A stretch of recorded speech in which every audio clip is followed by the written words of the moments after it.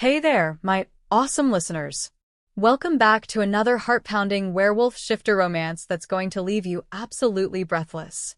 I'm your host, and tonight we're diving into a story about fate, fire, and the kind of love that defies every rule. Picture this. What happens when the moon goddess pairs two wolves who are sworn enemies? When recognition burns like wildfire through your veins, but acceptance could destroy everything you've ever known. Our heroine, Sera Blackwood, is about to find out the hard way. She's standing in the shadows of the Crimson Moon Pack territory, her heart hammering against her ribs, the metallic scent of blood thick in the air. She's here to save her captured brother, but she has no idea she's about to come face to face with her fated mate, the very alpha who's holding her family hostage. But what happens when fate intervenes in the most impossible way? Chapter 1. The bitter mountain wind carried the scent of pine, snow, and something far more dangerous, the musky, intoxicating fragrance of the Crimson Moon Pack. Sera Blackwood pressed her back against the rough bark of an ancient oak, her wolf senses on high alert as she surveyed the sprawling compound below. Her brother Marcus had been missing for 3 days, and every instinct screamed that he was being held somewhere within those stone walls. "This is suicide," she whispered to herself, her breath forming small clouds in the frigid air. The Blackwood and Crimson Moon Packs had been at war for over a century. If they caught her here, death would be a mercy. But Marcus was all the family she had left. Sera adjusted the silver daggers strapped to her thighs and began her descent down the rocky slope. Her boots made no sound on the frozen ground, a skill she'd perfected during years of reconnaissance missions. The compound's outer perimeter was heavily guarded, but she'd studied their patrol patterns for weeks. She had exactly 4 minutes before the next sweep. The scent hit her like a physical blow when she was 50 yards from the main gate. Pine, cedar. Raw masculine power. And underneath it all, something that made her wolf rise up and howl with desperate recognition. Mate. "No," she gasped, stumbling backward. The word tore from her throat like a wounded animal's cry. Not possible. Not him. But her body betrayed her, every nerve ending coming alive with electric awareness.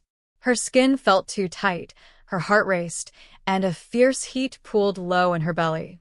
The mate bond, that sacred, unbreakable connection blessed by the moon goddess herself, was trying to snap into place.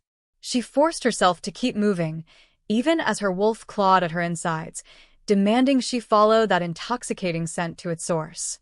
The main building loomed ahead, its windows glowing with warm amber light. She could hear voices inside, rough masculine laughter that made her skin prickle with unease.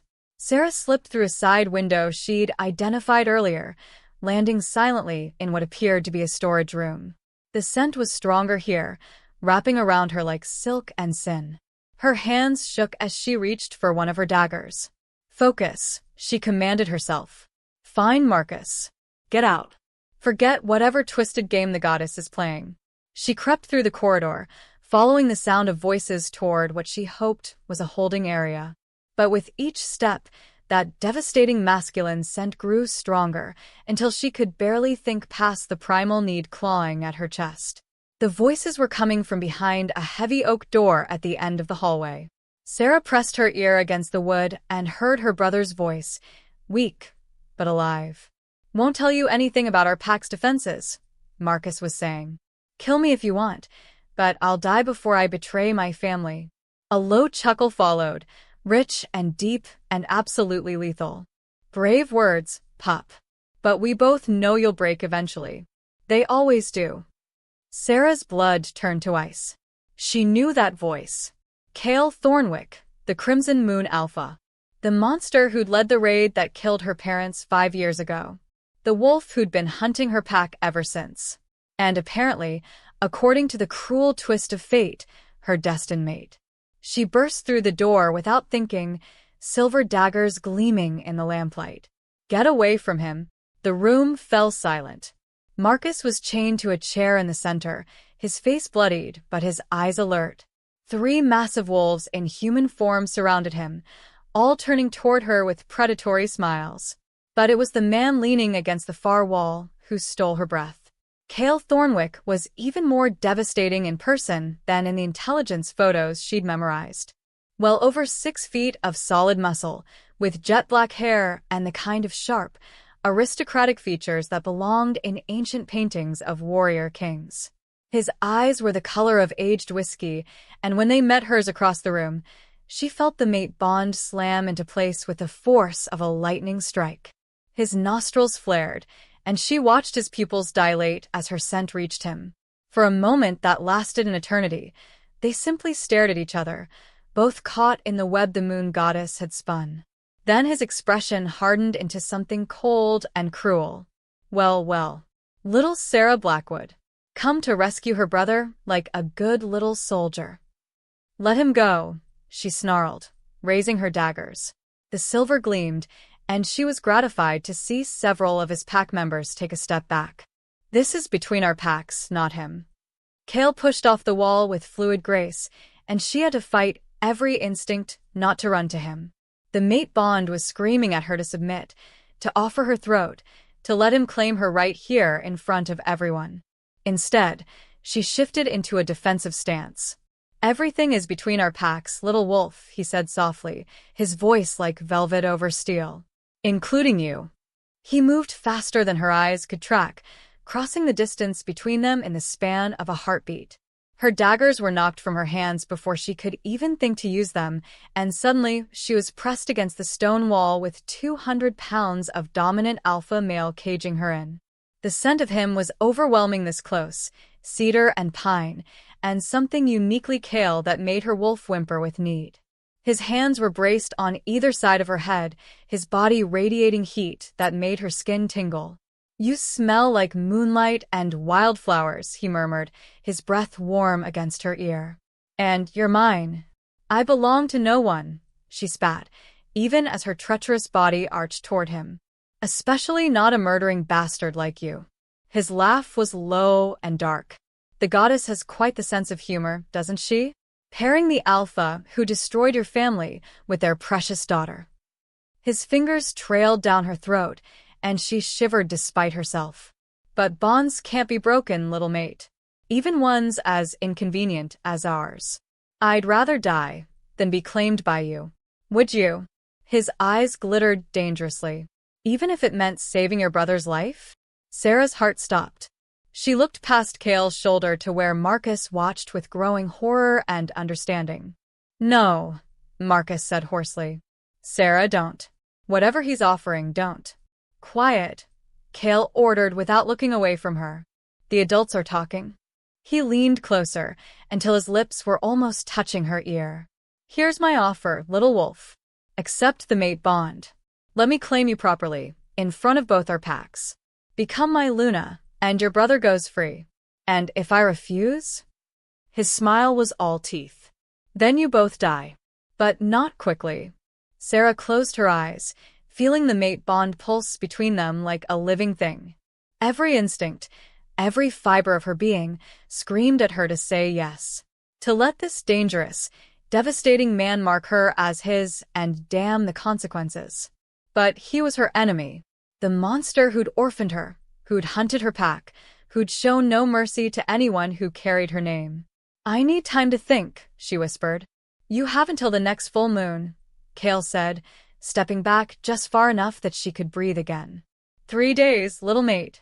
3 days to decide if you're brave enough to save your brother, or selfish enough to let him pay for your pride. He gestured to his men, who immediately moved to flank her. Escort our guest to the guest quarters. Make sure she's comfortable. As rough hands grabbed her arms, Sera met her brother's eyes. The apology there broke her heart. I'm sorry, Marcus mouthed. But as they dragged her from the room, all she could think about was the way Kael's scent clung to her skin, and how desperately her wolf wanted to go back to him. 3 days to choose between her freedom and her family. 3 days to decide if she could stomach being mated to her parents' killer. 3 days to figure out why the moon goddess had cursed them both with the cruelest fate imaginable.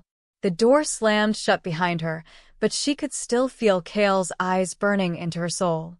The mate bond hummed between them, unbreakable and undeniable. And somewhere in the darkness of her heart, Sera was terrified that she already knew what her answer would be. Chapter 2. The guest quarters were a mockery of hospitality, a beautifully appointed prison cell with silk curtains and a roaring fireplace. Sera paced the length of the room like the caged wolf she was, her bare feet silent on the plush Persian rug. They'd taken her weapons, her boots, even her jacket, leaving her in nothing but dark jeans and a thin black sweater that did nothing to ward off the chill seeping through the stone walls. Or maybe the cold was coming from inside her, from the hollow ache where her heart used to be. Mate. The word whispered through her mind like a prayer and a curse combined. Every cell in her body recognized Kael Thornwick as her other half, the one the moon goddess had chosen for her before she was even born. But how could fate be so cruel? How could the same divine force that had blessed her parents with their beautiful love story condemn her to this nightmare? A soft knock interrupted her spiraling thoughts. The door opened to reveal a petite woman with auburn hair and kind green eyes, carrying a tray of food that smelled like heaven. "I thought you might be hungry," the woman said, setting the tray on a small table by the window. "I'm Elena, by the way, the pack's healer." "I'm not eating anything from this place," Sera said coldly, though her stomach betrayed her with a loud growl. She hadn't eaten since yesterday morning. Elena's smile was gentle but knowing. "It's not poisoned, if that's what you're worried about. Kael may be many things, but he'd never harm his mate. The bond wouldn't let him, even if he wanted to." "He's not my mate," Sera snapped. "Not until I accept him. And I won't." "Won't you?" Elena moved to the fireplace, adding another log with practiced ease. "I've been the pack healer for 15 years. I've seen a lot of matings, but never anything like what I felt in that room tonight. The bond between you two is extraordinary." Sera laughed bitterly. "Extraordinary. That's one word for this disaster." Elena turned to face her, and there was something ancient in her green eyes. "The moon goddess doesn't make mistakes, child, even when her gifts seem like curses." "My parents are dead because of him," Sera said through gritted teeth. "My pack is scattered. My brother is chained up like an animal. Tell me how any of this is a gift." "I can't," Elena admitted. "But I can tell you that Kael hasn't eaten or slept since you arrived. He's standing guard outside your door right now, actually. Has been for the past 4 hours." Sera's heart skipped a beat. She could smell him, that intoxicating mixture of cedar and masculine power that made her wolf restless with longing. But she forced herself to remain still. "He's probably making sure I don't escape. Is he?" Elena moved toward the door. "Or is he protecting you from the pack members who don't understand why their alpha would offer mercy to a Blackwood?" She paused with her hand on the handle. "Think about it. And eat something."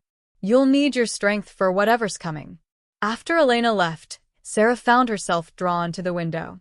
The compound was quiet, most of the pack asleep, but she could see guards patrolling the perimeter. And there, just below her window, stood a familiar silhouette. Kael. He was leaning against a stone wall, his face tilted up toward her window. Even from this distance, she could feel the intensity of his gaze. The mate bond stretched between them like a golden thread, pulsing with unspoken need and desperate longing. Before she could stop herself, she pressed her palm to the glass. He straightened immediately, and she saw his hand rise as if to mirror hers. For a moment that lasted an eternity, they stayed like that, separated by glass and hatred, but connected by something far stronger than either. Then Sera jerked her hand back, stumbling away from the window. What was wrong with her? This man had destroyed everything she'd ever loved. She shouldn't feel this pull toward him, shouldn't want to comfort the pain she could feel radiating through their bond. She forced herself to eat Elena's soup, though every bite felt like betrayal. But she needed strength if she was going to find a way out of this mess. There had to be another option, something that didn't involve surrendering herself to her family's killer. "But he is your mate," her wolf whispered. "He would protect us, love us, die for us." "Shut up," she hissed aloud. "He's the enemy." "Then why can you feel his pain? Why does his loneliness echo in your chest?" Sera squeezed her eyes shut, but she couldn't block out the sensations flowing through the mate bond. Kael's restless energy, his confusion, his bone-deep exhaustion, and underneath it all, a grief so profound it made her gasp. "Stop it," she whispered. "I don't want to feel this." But the bond only grew stronger, pulling at her heart with invisible chains. She could sense him moving, pacing the courtyard below like she'd been pacing her room. Both of them trapped by forces beyond their control. A crash from somewhere in the building jolted her from her thoughts. Raised voices followed, angry and concerned. Sera moved to the door, pressing her ear against the wood. "Can't be serious about this, Kael. She's a Blackwood." "I'm aware of what she is, Damien." Kael's voice was cold as winter wind, but she could hear the strain underneath. Through the bond, she felt his frustration spike. "Her father killed your brother," another voice said. "Martin would roll over in his grave if he knew you were considering." "Enough." The word cracked like a whip. "I don't need reminders of what I've lost. But the bond is sacred. Even you wouldn't suggest I defy the moon goddess herself." "The goddess makes mistakes sometimes," Damien argued. "This has to be one of them. Mate her to someone else. Find a way to break." The sound of a fist hitting a wall cut him off. Sera flinched at the violence in it, and through the bond, she felt Kael's rage like a living thing. "Never," he snarled. "She's mine. I don't care if she's Satan's daughter. She belongs to me, and I will kill anyone who suggests otherwise." The possessiveness in his voice sent heat spiraling through her body, even as her mind recoiled from it. This was exactly what she'd been afraid of, being claimed like property, reduced to nothing more than a prize to be won. But the mate bond whispered differently. It spoke of protection, devotion, a love so fierce it would burn the world down before allowing harm to come to her. "He would die for us," her wolf said softly. "Just as we would die for him." "I won't," Sera whispered. "I can't." The voices in the hallway had moved away, but she could still feel Kael's presence, like a brand against her skin. The need to go to him, to offer comfort for whatever pain was driving him to pace like a caged animal, was almost overwhelming. Instead, she climbed into the massive bed and pulled the covers over her head. 2 more days. She just had to survive 2 more days, and then what? Watch Marcus die? Let herself be claimed by her enemy? Run and spend the rest of her life fighting a mate bond that would never let her go? Sleep came in fragments, filled with dreams of golden eyes and desperate whispers, of hands that burned like brands, and a voice that called her name like a prayer. She woke several times to find herself reaching for someone who wasn't there, her body aching with need she didn't want to acknowledge. Near dawn, she was pulled from restless sleep by the sound of her door opening. She kept perfectly still, her breathing steady, as footsteps crossed the room to stop beside her bed. Kael's scent wrapped around her like a warm blanket, cedar and pine, and something uniquely him. She could feel the heat of his body, could hear his carefully controlled breathing. Through the bond, his emotions hit her in waves, longing so intense it made her chest tight, desperation that tasted like copper, and underneath it all, a tenderness that made her want to weep. "I'm sorry," he whispered, so quietly she almost missed it. "I'm sorry it has to be me. I'm sorry for what I took from you. But I can't let you go. The goddess help me, I can't." She felt the whisper of fingertips against her hair, there and gone so quickly she might have imagined it. Then his footsteps retreated, and the door closed with a soft click. Sera lay in the darkness, her heart hammering against her ribs. The mate bond hummed with the echo of his presence, carrying the scent of his grief and the weight of his regret. For the first time since this nightmare began, she wondered if Kael Thornwick was as trapped as she was. And that terrifying possibility scared her more than anything else. 2 days left to decide. 2 days to choose between her freedom and her brother's life. 2 days to figure out if the enemy she'd been taught to hate might actually be the other half of her soul. The mate bond pulsed once, carrying a whisper of desperate hope, and Sera buried her face in her pillow to muffle her sob. Chapter 3. Sera woke to the sound of shattering glass and a woman's scream. She bolted upright, her wolf senses immediately on high alert. The scream came again, high and terrified, followed by masculine shouts and the unmistakable sound of claws on stone. Whatever was happening, it was close, maybe one floor down. She rushed to the window, but the courtyard below was empty except for a few guards who were running toward the main building. Through the mate bond, she felt Kael's alarm spike into something close to panic. The door to her room burst open without ceremony. Kael stood in the doorway, his hair disheveled and his eyes wild with concern. He was shirtless, wearing only black jeans, as if he'd been pulled from sleep. "Are you hurt?" he demanded, crossing to her in 3 long strides. His hands hovered over her arms, not quite touching but close enough that she could feel their warmth. "I'm fine," she said, stepping back instinctively. "What's happening?" Relief flooded through the bond so intensely it made her knees weak. "Rogue attack," he said tersely. 3 of them made it past the perimeter. "They're after you." "Me?" Sera's blood turned to ice. "How do they even know I'm here?" Kael's jaw clenched. "Because someone told them. Someone in my pack is feeding information to your enemies." Before she could process that bombshell, another scream echoed through the building, followed by an inhuman howl that made her skin crawl. "Stay here," Kael ordered, moving toward the door. "I'll send. Like hell." Sera grabbed his arm, and the moment her skin touched his, electricity shot through both of them. She saw his pupils dilate, felt his sharp intake of breath through the bond. But she forced herself to focus. "If they're here for me, I'm not hiding while your pack gets hurt because of it." "You don't understand," Kael said roughly. "These aren't just any rogues. They're shadowborn, wolves who've been twisted by dark magic. They feel no pain, know no fear, and they won't stop until they complete their mission or die trying." Another crash, this one much closer. Sera could smell blood now, thick and metallic in the air. "Then we better make sure they die first," she said grimly. "I need weapons." Kael stared at her for a long moment, and she felt his internal struggle through the bond.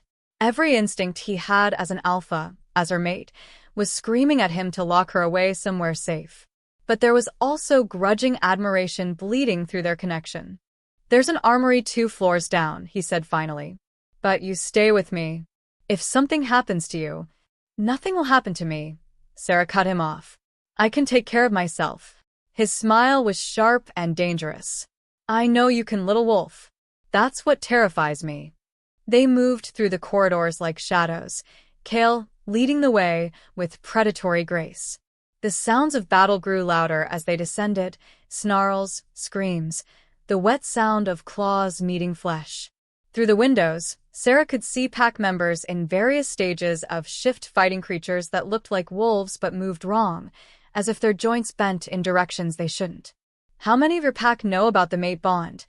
she asked quietly as they rounded a corner. "My inner circle. Maybe a dozen others." Kael's voice was grim. "But someone with access to sensitive information had to have betrayed us. The Shadowborn don't just randomly attack. They're tools, weapons aimed at specific targets." They reached the armory without incident, and Sera felt her heart sing at the sight of so many beautiful, deadly implements. She selected 2 curved silver daggers and a crossbow loaded with silver bolts, the familiar weight of the weapons grounding her in a way nothing else could. "You know," she said conversationally as she strapped the daggers to her thighs, "most alphas would be disturbed by how excited their mate gets around weapons." Kael's eyes darkened as he watched her hands move over the blade hilts. "Most alphas don't have mates who look like deadly angels when armed. It's arousing." Heat flooded through her at the hunger in his voice, and she had to look away before she did something stupid, like kiss him senseless against the weapon racks. A howl echoed from the floor above them, followed by Elena's voice shouting for help. "The infirmary," Kael breathed, his face going white. "They're after the injured." They ran through the corridors, no longer caring about stealth. When they reached the infirmary, the door had been torn off its hinges. Inside, Elena was backed against a wall, clutching a silver scalpel while a massive creature stalked toward her. It had once been a wolf, but corruption had twisted it into something nightmarish: patchy fur, yellow eyes that glowed with unnatural light, and claws that were too long and sharp to be natural. "Hey, ugly," Sera called out, raising her crossbow. "Pick on someone who can fight back." The creature spun toward her with inhuman speed, but Sera was ready. Her silver bolt took its center mass, and it screamed, a sound no natural wolf should be able to make. Black ichor poured from the wound instead of blood, and the thing kept coming despite the silver burning through its system. Kael shifted mid-leap, his human form melting into a massive black wolf with golden eyes. He hit the shadow-born creature from the side, his jaws clamping down on its throat. They rolled across the floor in a tangle of fur and claws, destroying medical equipment in their wake. Sera couldn't get a clear shot with them moving so fast, so she dropped the crossbow and drew her daggers instead. When the creatures separated for a heartbeat, she struck, driving both blades deep between the Shadowborn's ribs. It convulsed once, and went still, the unnatural light fading from its eyes. Kael shifted back to human form, gloriously naked and streaked with black ichor. "Are you hurt?" he demanded, his hands running over her arms and torso, checking for injuries. "I'm fine," she gasped, suddenly aware of how close they were standing. His hands on her skin felt like brands, sending heat spiraling through her body despite the carnage around them. "Thank the goddess," Elena said shakily from behind them. "I thought I was done for." "How many more?" Sera asked, reluctantly stepping back from Kael's intoxicating warmth. "That was the last one," came a voice from the doorway. A tall man with sandy hair and familiar golden eyes stood there, his clothes torn and bloody. "We got the other two, but barely." "Damien." Kael acknowledged his beta with a nod. "Casualties. 3 injured, none dead. We got lucky." Damien's gaze flicked to Sera with barely concealed hostility. "Though I'm sure it's just a coincidence that Shadowborn attacked the same night our prisoner arrived." "She's not a prisoner," Kael said coldly. "And she just helped save Elena's life." "Did she? Or did she orchestrate this whole thing to make herself look good?" Damien crossed his arms. "Think about it, Kael. Shadowborn are expensive. Someone paid a lot of money to send them after her. Why would her own people want her dead unless she's more valuable to them as a martyr than a prisoner?" Sera finished quietly. The pieces were falling into place, and she didn't like the picture they formed. "My uncle. He's the only one who would benefit from my death right now." Kael's eyes sharpened. "Your uncle? Thomas Blackwood. My father's brother." Sera's hands clenched into fists. "He's been trying to take control of what's left of our pack since my parents died. If I die here, he can claim I was murdered by the Crimson Moon Pack. It would unite the scattered survivors under his leadership. And if you accept the mate bond with me," Kael said slowly, "you'd be beyond his reach. Protected by alliance laws. Which is exactly what he can't allow." Sera laughed bitterly. "He'd rather see me dead than mated to his enemy." Through the mate bond, she felt Kael's fury building like a storm. The air around him began to shimmer with barely contained power, and she had to resist the urge to step closer, to offer comfort for his rage. "So your own uncle sold you out to assassins," Damien said, his hostility melting into something like sympathy. "That's cold, even for a Blackwood." "Hey," Sera snapped. "Not all of us are backstabbing bastards." "Just most of you," he shot back, but there was no real heat in it. "Enough," Kael said sharply. "Damien, double the guards and change the patrol schedules. If there's a traitor in our pack feeding information out, I want them found." He turned to Elena. "How are the injured?" "They'll live," Elena said, already moving to check on the patients who'd been hiding in the back rooms during the attack. "But we'll need supplies from town. The creatures destroyed most of my equipment. I'll send someone first thing in the morning." Kael looked at Sera, and the intensity in his golden eyes made her breath catch. "We need to talk. Privately." Sera nodded, suddenly exhausted. The adrenaline was wearing off, leaving her shaky and drained. Through the bond, she could feel Kael's similar fatigue, along with something deeper, a bone-deep weariness that spoke of years of fighting, years of loss. They walked back to her room in silence, but it was a different kind of quiet than before. The shared battle had changed something between them, created a foundation of trust that hadn't existed an hour ago. When they reached her door, Kael hesitated. "Sera, what you did tonight. Protecting Elena, fighting beside me. That wasn't the action of someone who hates this pack." "I don't hate your pack," she said quietly. "I hate what you did to mine. But innocent people shouldn't suffer because of old grudges." "Your parents," he said suddenly. "Tell me about them." Sera stiffened. "Why?" "Because I need to understand. Help me understand why accepting this bond feels like betraying them." She studied his face in the dim hallway light, looking for signs of mockery or manipulation. But all she saw was genuine curiosity and something that might have been regret. "They were good people," she said finally. "Kind, fair leaders who believed in protecting the innocent above all else. They." She swallowed hard. "They died defending pack members who couldn't shift. Children and elders who were caught in the crossfire of a war they never wanted." Kael was quiet for a long moment. "I remember that night," he said softly. "The raid that killed them." Sera's blood turned to ice. "You were there?" "I led it." The words fell between them like stones. "My brother Martin had been killed 3 days earlier in a Blackwood ambush. I was not thinking clearly. I wanted revenge, and I didn't care who got hurt in the process." "So you burned our village," Sera whispered. "Killed dozens of innocent people." "Yes." His voice was rough with old pain. "And I've regretted it every day since. Not because it started this war, but because it made me into something I never wanted to be. A monster." The mate bond carried his self-loathing like a physical weight, pressing against her chest until she could barely breathe. Part of her wanted to offer comfort, to ease the pain that was radiating from him in waves. But the larger part, the part that had spent 5 years dreaming of revenge, recoiled from his confession. "Why are you telling me this?" she asked. "Because you deserve the truth. All of it." Kael met her eyes, and she saw something break open in his expression. "I can't change what I did. I can't bring back your parents or undo the pain I've caused. But I can promise you that if you accept this bond, if you become my mate, I will spend the rest of my life trying to be worthy of the gift the goddess gave me. And if I can't forgive you, if every time I look at you, all I see is the alpha who orphaned me, then we'll figure it out together," he said simply. "Because the alternative, losing you, isn't an option I'm willing to consider." Sera felt tears burning behind her eyes.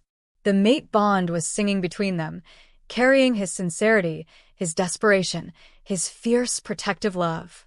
But beneath that, her own heart was breaking with the weight of 5 years' worth of grief and rage. "I need more time," she whispered. "One more day," Kael said softly. "That's all we have left." He turned to go, then stopped. "Sera? Tonight, when you fought beside me, I've never felt anything like that. The bond, the trust, the way we moved together like we'd been partners for years. Whatever you decide tomorrow, know that I will treasure that memory for the rest of my life." He disappeared into the shadows, leaving Sera alone with her churning thoughts and the echo of his words. One more day to decide. One more day to choose between forgiveness and vengeance. One more day to figure out if love could bloom in the ashes of so much pain. The mate bond hummed softly, carrying whispers of hope and fear in equal measure. And for the first time since this nightmare began, Sera wondered if choosing Kael might not be a surrender at all. Maybe it would be the beginning of something neither of them had dared to dream of. Freedom. Chapter 4. Dawn came too soon, and not soon enough. Sera stood at her window, watching the first pale rays of sunlight creep across the mountain peaks. In a few hours, the moon would rise full and bright, and she would have to make her choice. Accept the mate bond with Kael Thornwick, the alpha who had killed her parents, or watch her brother die.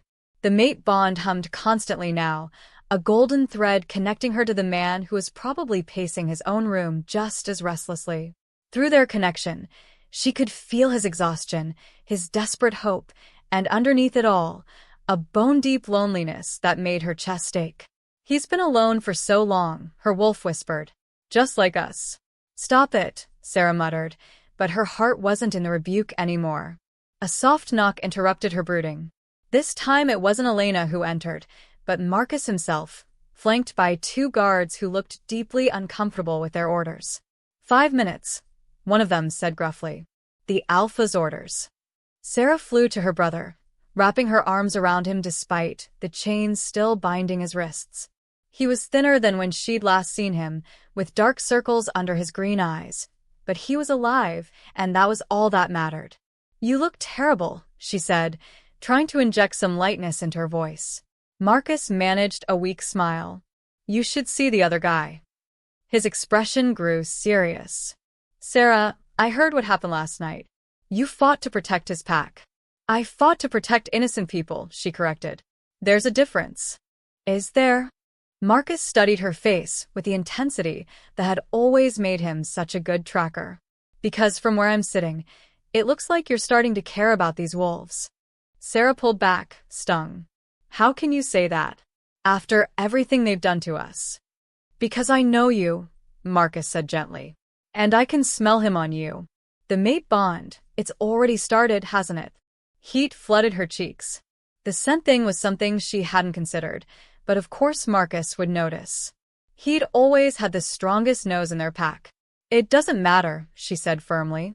The bond doesn't change what he did. Doesn't it? Marcus's chains clinked as he shifted position. Sera, I've been here for 3 days. I've seen how his pack operates, how they treat each other. These aren't the monsters we were raised to believe they were. They killed our parents. Kael killed our parents, Marcus corrected. And from what I've overheard, he's carried that guilt every day since. That doesn't excuse it, but sister, when was the last time you saw Uncle Thomas show even a fraction of the remorse I've witnessed from that Alpha? Sera flinched. Their uncle had never once expressed regret about anything, let alone the increasingly desperate measures he'd been taking to maintain control of their scattered pack. That doesn't make this right, she whispered. Maybe not, but it makes it complicated. Marcus reached for her hands with his bound ones. Sera, if you choose him, you'll be safe. Protected. And more than that, you'll have a chance at happiness. Real happiness, not just survival. And if I can't forgive him, if every time I look at him, all I see is... Then you work through it. Together. Marcus's voice was firm. Because the alternative is death for both of us, and Uncle Thomas taking control of what's left of our people. Is that really what you want Mom and Dad's legacy to be? Before Sera could answer, one of the guards cleared his throat. Time's up. As they led Marcus away, he called over his shoulder. Whatever you choose, I support you. But choose for the right reasons, not just for revenge. Alone again, Sera sank onto the bed, her brother's words echoing in her mind. Was she clinging to her hatred because it was justified, or because it was easier than facing the terrifying possibility of forgiveness? The mate bond pulsed, carrying a wave of Kael's anxiety. He was worried about her, she realized. Not just whether she'd accept him, but whether she was eating, sleeping, taking care of herself. When had anyone cared about those things? Another knock at the door made her look up. This time it was Damien, Kael's beta, carrying a breakfast tray. His expression was carefully neutral, but she could sense the tension in his shoulders. The Alpha thought you might be hungry, he said, setting the tray on the small table by the window. Thoughtful of him. Sera didn't move from the bed. Let me guess. You're here to tell me all the reasons I should accept the bond. Damien's laugh was humorless. Actually, I'm here to tell you why you shouldn't. That got her attention. Excuse me? You want the truth? The unvarnished, ugly truth about what accepting Kael as your mate would mean. Damien crossed his arms, his golden eyes hard. You'd be signing up for a lifetime of suspicion from half this pack. There will always be wolves who see you as the enemy, who question your loyalty, who whisper that you're here to destroy us from the inside. Sera raised an eyebrow. Is this supposed to be discouraging me? I'm just getting started. Damien began pacing, his agitation clear. You'd be Luna to a pack that's been at war for over a century. That means making decisions that could get people killed. It means being responsible for the safety and welfare of nearly 300 wolves, most of whom will never fully trust you. And Kael himself is no prize, Damien continued, his voice getting sharper. He's moody, brooding, and carries more guilt than any one person should. He has nightmares about every life he's taken, every mistake he's made. He'll try to protect you from everything, including yourself, and it will drive you insane. Despite everything, Sera felt a smile tugging at her lips. You're really bad at this whole discouragement thing. Damien stopped pacing and looked at her in surprise. What? You're describing a man who takes responsibility for his actions, who cares deeply about his people's welfare, and who would put my safety above his own comfort. Sera stood up, moving to the window. Those aren't flaws, Damien. Those are the qualities of a good leader and a good mate. He killed your parents, Damien said quietly.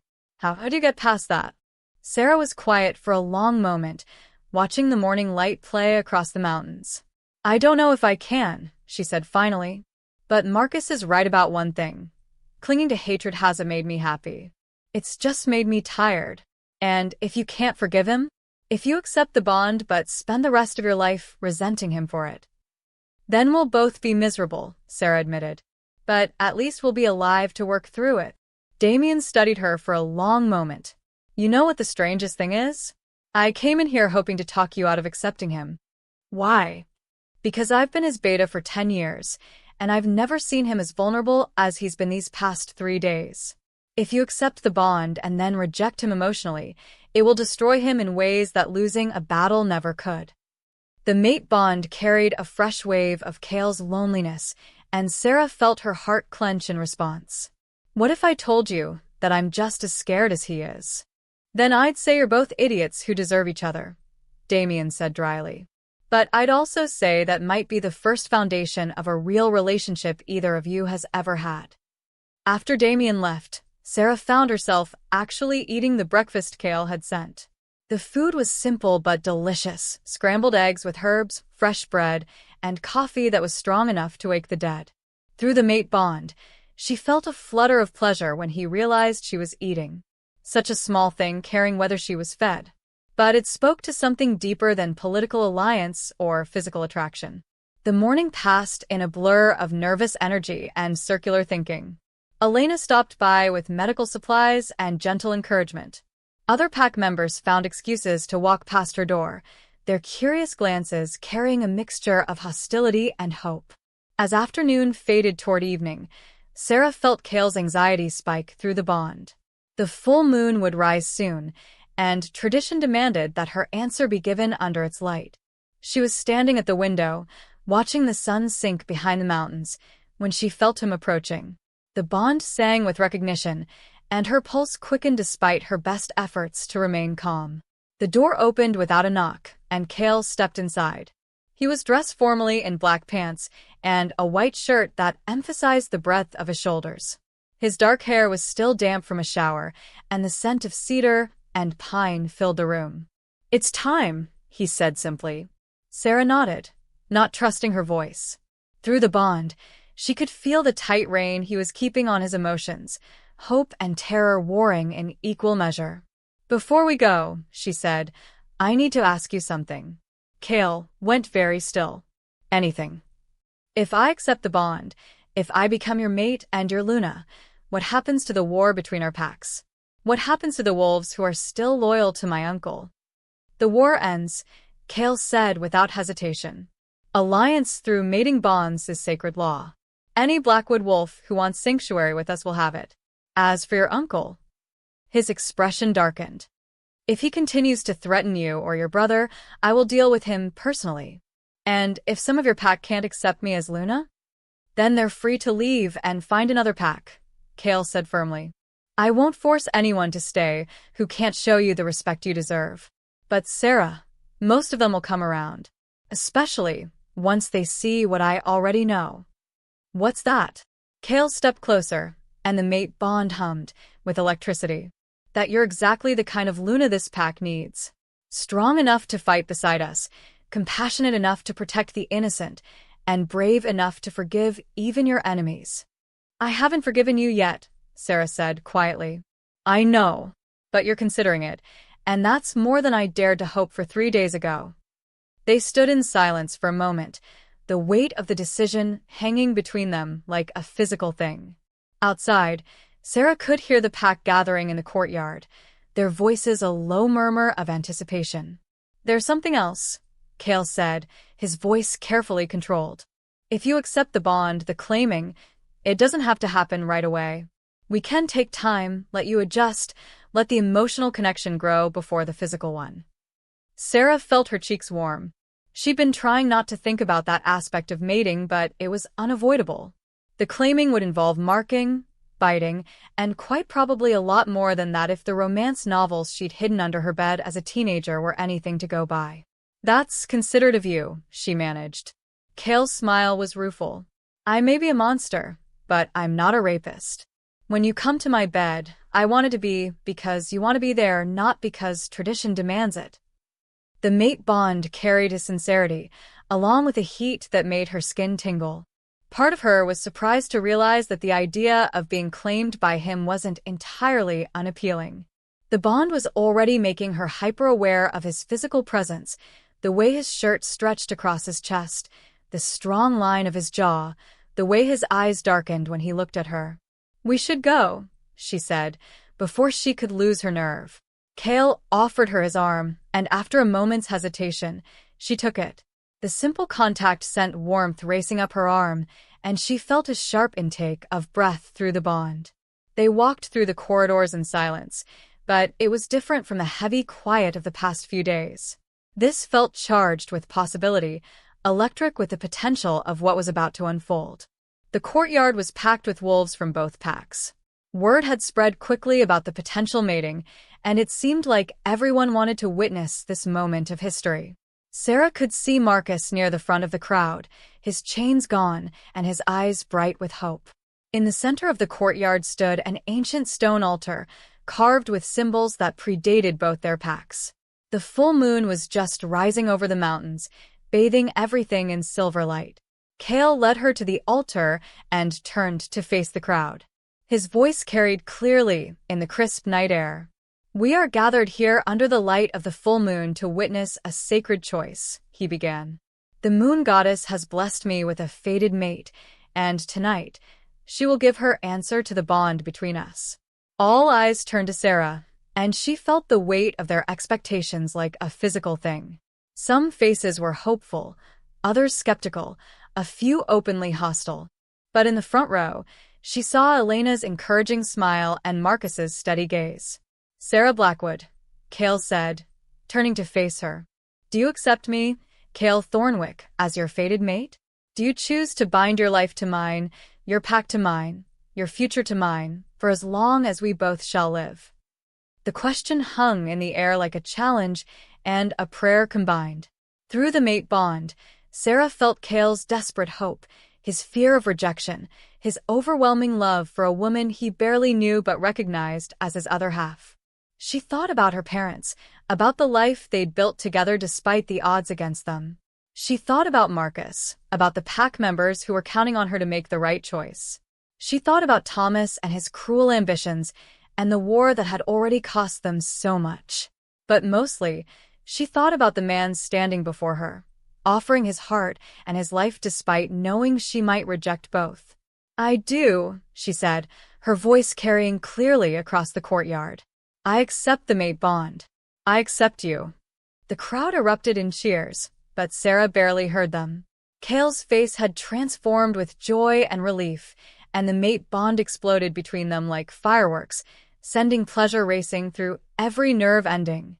He cupped her face in his hands, his thumbs brushing away tears she didn't realize she was shedding.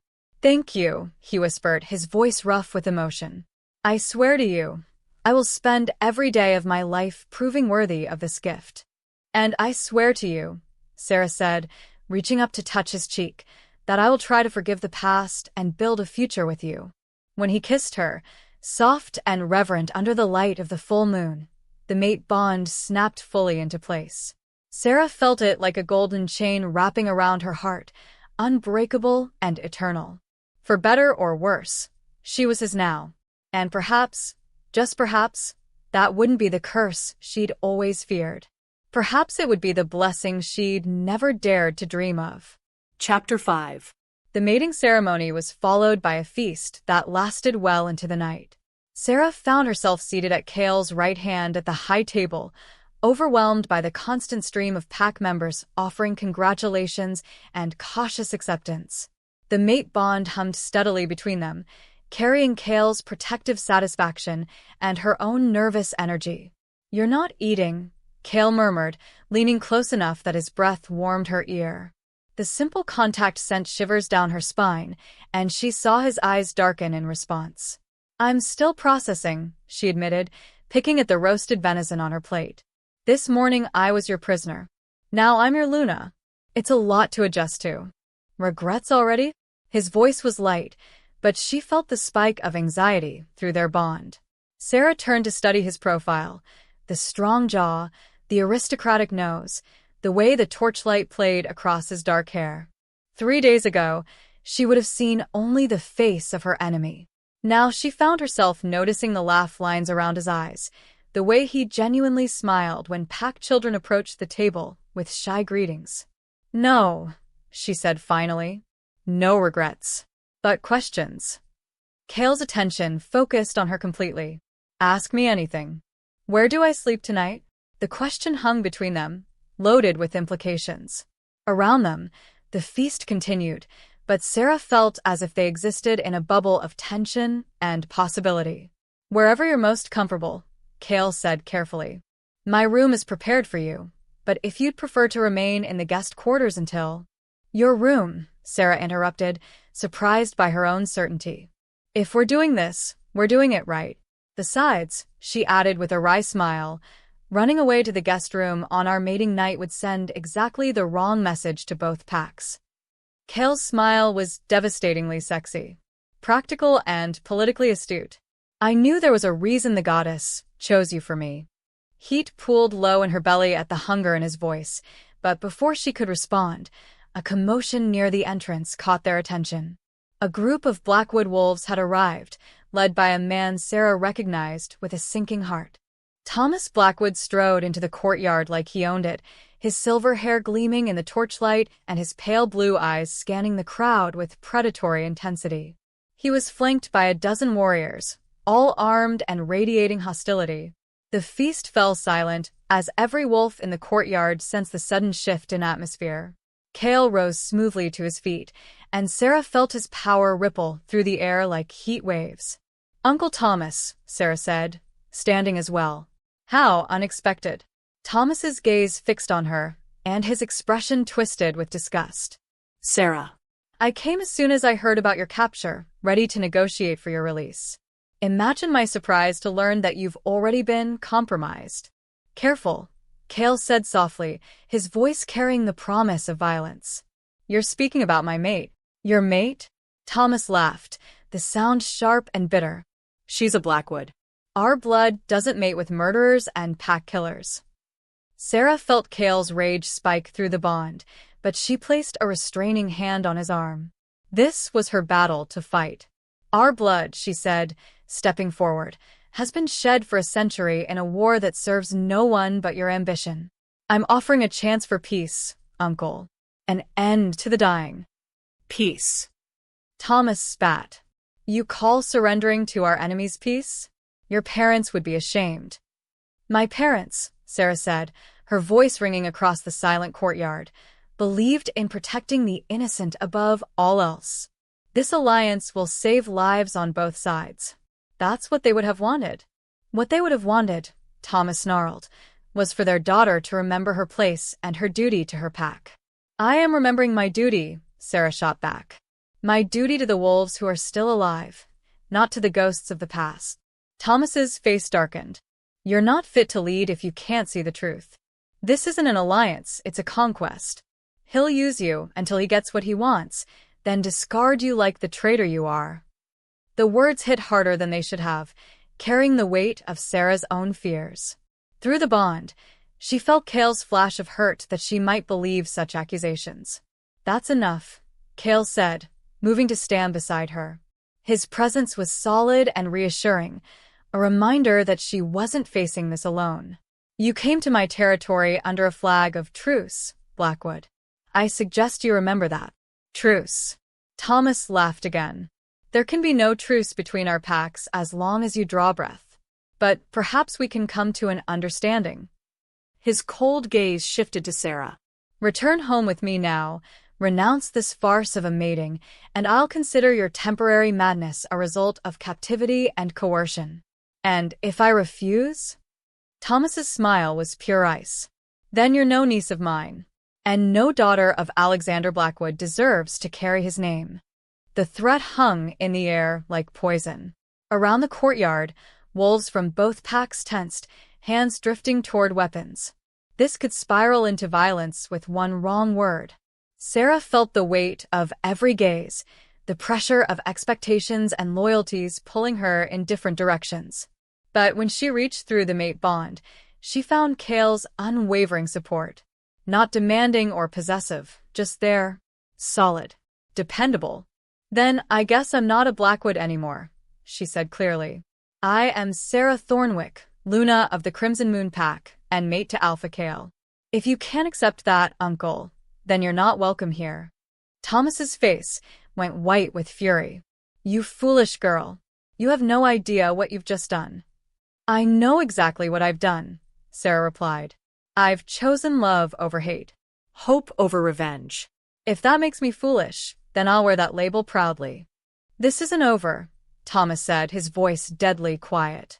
A Blackwood mated to a Thornwick is an abomination that cannot be allowed to stand. Mark my words, niece, this alliance will be your doom. He turned on his heel and stalked toward the exit, his warriors falling into formation behind him. At the courtyard entrance, he paused and looked back. Enjoy your victory, Thornwick. It won't last long. After they left, the feast resumed slowly, conversations subdued and wary. Sera remained standing, her hands clenched into fists to hide their trembling. Through the bond, she felt Kael's concern and his barely leashed fury. He's not wrong about one thing, she said quietly, so only Kael could hear. This alliance has painted a target on both our backs. Let them come, Kael replied, his voice hard as granite. I've been fighting Blackwood threats for years. The only difference now is that I have something worth protecting. His fierce protectiveness should have bothered her. She'd always prided herself on not needing anyone's protection. Instead, it sent warmth spiraling through her chest. When was the last time someone had been willing to fight for her, rather than expecting her to fight alone? The feast wound down shortly after Thomas's departure, the festive mood dampened by the promise of future conflict. As pack members began to drift away to their homes, Sera found herself alone with Kael in the torchlit courtyard. Ready? He asked, offering her his arm. Sera nodded, though her stomach was alive with butterflies. The political part of the evening was over. Now came the personal reckoning, sharing a room, sharing a bed, navigating the intimate realities of a mating bond she'd entered for survival rather than love. Kael's quarters were in the highest tower of the compound, accessible by a winding stone staircase that left Sera slightly breathless by the time they reached the top. He opened the heavy wooden door and gestured for her to enter first. The room was magnificent, twice the size of the guest quarters, with a massive stone fireplace, floor-to-ceiling windows that showcased the mountain vista, and furnishings that managed to be both elegant and masculine. But it was the enormous four-poster bed that dominated the space that made Sera's breath catch. I can sleep on the couch, Kael said quickly, noting her hesitation. Or in one of the guest rooms. There's no pressure. Stop, Sera said, turning to face him. We're mated now. That means sharing a bed, even if we're not ready for everything that usually entails. Kael's eyes darkened. What are you ready for? The question was asked quietly, but it sent heat racing through her veins. The mate bond carried his desire, carefully controlled but undeniably present. And to her surprise, she felt her own body responding, awakening to possibilities she hadn't allowed herself to consider. I don't know, she admitted. This is all new to me. You've never? Kael's eyebrows rose in surprise. Sera felt her cheeks burn. I've been too busy trying to keep what was left of my pack alive to worry about romance. And after my parents died, the idea of trusting someone that completely seemed... She shrugged. Impossible. Kael crossed to her slowly, giving her plenty of time to retreat if she wanted to. When she didn't, he reached up to cup her face in his hands, his thumbs brushing across her heated cheeks. "Then we'll take it slow," he said simply. "We'll learn together. No expectations, no pressure. Just see what develops." "What if nothing develops?" she whispered. "What if I can't get past what you did?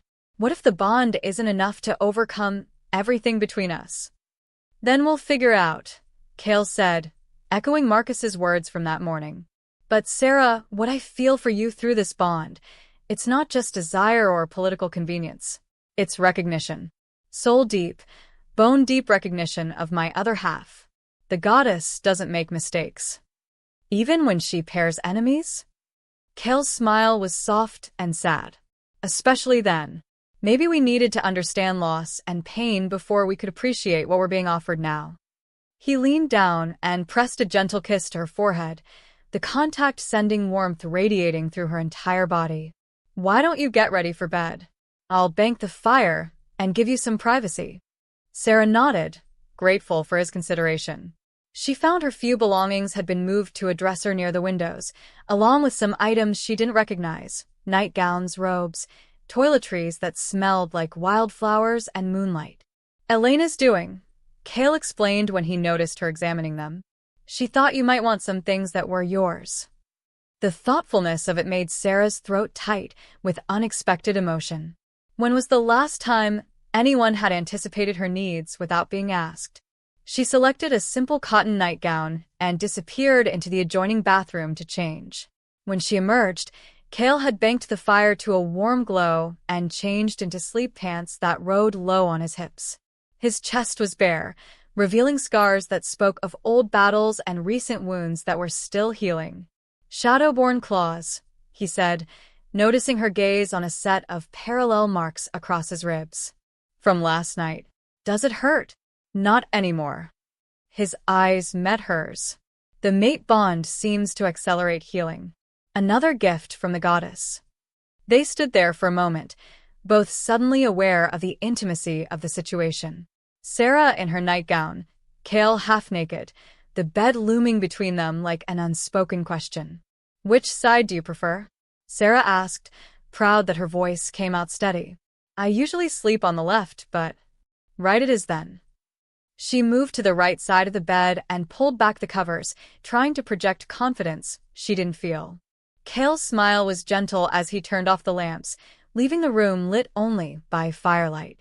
The bed dipped as he settled on his side, careful to maintain space between them. "Good night, Sera," he said softly. "Good night, Kael." Sera lay in the darkness, hyper-aware of every sound. Kael's breathing, the whisper of sheets when he moved, the steady rhythm of his heartbeat that she could somehow sense through the bond. She'd expected to feel trapped, suffocated by sharing such intimate space with a man she barely knew. Instead, she felt safe, protected. The constant background tension she'd carried for 5 years had eased, replaced by something she was afraid to name. Through the bond, she felt Kael's careful control, his determination not to crowd her or make demands she wasn't ready to meet. But underneath that was a warmth, a contentment that spoke of a man finally at peace after years of loneliness. "Kael," she whispered into the darkness. Thank you for being patient with me." She felt his smile, through the bond. "Thank you for giving me the chance to try." Sera closed her eyes and let the steady presence of her mate's emotions lull her toward sleep. Tomorrow would bring new challenges: Thomas's threats, pack integration, the complex work of building trust and possibly love with a former enemy. But tonight, for the first time in years, she wasn't alone. And perhaps that was enough to build on. Chapter 6. Sera woke to the sensation of strong arms wrapped around her waist and warm breath against her neck. Sometime during the night, she and Kael had gravitated toward each other, her back pressed against his chest, their legs tangled together beneath the sheets. The mate bond hummed with contentment, carrying the deep satisfaction of wolves who had found their perfect fit. For a moment, she let herself enjoy it, the solid warmth of him, the way her body seemed to melt into his, the absolute rightness of being held like something precious. Then reality crashed back, and she went rigid in his arms. Kael stirred immediately, his arms loosening but not releasing her entirely. "Good morning," he murmured, his voice rough with sleep. "We're—" Sera swallowed hard, acutely aware of every point where their bodies touched. "We're very close." "We are." She could hear the smile in his voice. "Problem?" "I don't know yet." Sera turned in his arms to face him, and immediately regretted it. Sleep-tousled hair, golden eyes still heavy with dreams, stubble that made him look dangerously masculine. He was devastating at close range. "Did you sleep well?" "Better than I have in years," Kael admitted, his thumb tracing lazy circles on her hip where his hand had settled. "You?" Sera nodded, not trusting her voice. She had slept well, deeply and peacefully in a way she hadn't experienced since childhood. But admitting that felt like giving him too much power, acknowledging that she needed him in ways that went beyond political alliance. A sharp knock at the door interrupted the moment. "Alpha," came Damien's voice, tight with urgency. "We have a situation." Kael was out of bed instantly, grabbing a shirt from the chair. "What kind of situation?" "The kind that requires your immediate attention. Both of you." Sera sat up, pulling the sheets around herself. Through the bond, she felt Kael's spike of alarm and his frustration at being interrupted during what should have been their first peaceful morning together. "Give us 5 minutes," Kael called out. They dressed quickly and in silence, but Sera was hyper-aware of Kael's every movement, the play of muscles beneath his shirt, the efficient way he strapped on weapons, the predatory grace with which he moved. The mate bond was making her increasingly attuned to him, which was both thrilling and terrifying. When they opened the door, Damien's expression was grim. "There's been an incident at the southern border. 3 of our patrol wolves were found dead this morning, and there's evidence of a larger force moving through the area." "Thomas," Sera said immediately. He didn't waste any time. "It gets worse," Damien continued as they walked swiftly through the corridors. One of the dead wolves was carrying this. He handed Kael a piece of parchment stained with blood. Kael read it quickly, his expression darkening. "He's demanding we turn over Sera by sunset, or he'll consider it an act of war." "An act of war?" Sera laughed harshly. "We've been at war for a century. What does he call what we've been doing?" "A family dispute," Kael said grimly. "This makes it official. Pack against pack, with all the formal alliances that entails." They reached the main hall, where pack leaders had already gathered around a large map spread across the oak table. Sera recognized the area marked in red. It was strategically positioned to cut off several important trade routes and hunting grounds. "How many?" Kael asked without preamble. "At least 50, possibly more," replied Marcus, who looked pale but determined. Sera was relieved to see her brother had been included in the war council despite his recent captivity. "They're using the old cave network to mask their numbers." 50 isn't enough to take our territory," Elena observed from her position near the windows. "So, what's his real game?" "He doesn't want our territory," Sera said, studying the map. "He wants me, dead or disgraced, doesn't matter which. If he can provoke Kael into a rash response, he can paint himself as the victim defending his family's honor." "And if we don't respond?" asked one of the senior warriors. "Then he keeps escalating until we have no choice," Kael replied. "More patrol deaths, attacks on supply lines, maybe even raids on outlying settlements. He'll force our hand eventually." Sera traced the marked positions on the map, her tactical training taking over. "There," she said, pointing to a narrow valley between 2 peaks. "If he's using the cave system, he'll have to funnel his forces through there to retreat. We could cut him off." "It's a trap," Damien said immediately. "He wants us to pursue him into terrain he's already scouted." "Of course it's a trap," Sera agreed. "But it works both ways. He knows these mountains, but so do I. I grew up here." Kael was quiet, his golden eyes studying the map with intense focus. Through the bond, Sera felt his internal struggle, the alpha who wanted to protect his territory warring with the mate who couldn't bear the thought of putting her in danger. "There's another option," he said finally. We could accept his challenge directly. Single combat between alphas. Winner takes all. Absolutely not, Sera said immediately. Thomas is older than you, more experienced, and he fights dirty. Besides, if you lose, what happens to your pack? What happens to Marcus? If I win, the threat ends permanently. And if you lose, I'm left without a mate and Thomas gets everything he wants anyway. Sera shook her head firmly. We do this smart, not heroic. The War Council continued for another hour, various strategies proposed and discarded. Finally, they settled on a two-pronged approach. A small force would engage Thomas's wolves in the valley, while a larger group circled around to cut off their retreat. It was risky, but it played to their advantages in numbers and knowledge of local terrain. I'm leading the flanking force, Sera announced when the assignments were being made. Like hell you are, Kael said immediately. You're not even trained with our unit tactics. I'm trained with Blackwood tactics, which is what Thomas will be using. You need someone who can anticipate his moves. You're too valuable to risk in direct combat. Sera felt her temper flare. Valuable as what? A political token? A prize to be protected? Valuable as my mate, Kael shot back, his own control fraying. As the future mother of my children. As the woman I can't live without. The declaration hung in the air between them, raw and honest, and completely unplanned. Around the table, the other wolves shifted uncomfortably, suddenly fascinated by the map. Kael, Sera said softly, her anger dissolving in the face of his vulnerability. I appreciate what you're trying to do, but I won't be locked away like some helpless damsel. I'm a warrior. Let me fight. What if something happens to you? What if something happens to you? She countered. Do you think I could live with myself if you died protecting me while I cowered in safety? Through the bond, she felt his conflict, his desperate need to keep her safe warring with his respect for her strength and abilities. Finally, he nodded reluctantly. You stay with my unit, he said. And you follow orders no matter what. Agreed.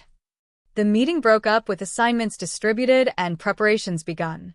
They would move at dusk, using the cover of darkness to get into position. As the others filed out, Sera found herself alone with Kael in the suddenly quiet hall. You could have overruled me, she said. As Alpha, you had that right. As Alpha, yes. As your mate, no. Kael moved to the windows, looking out at the mountains where enemy forces waited. A partnership built on dominance and control isn't what the goddess intended for us.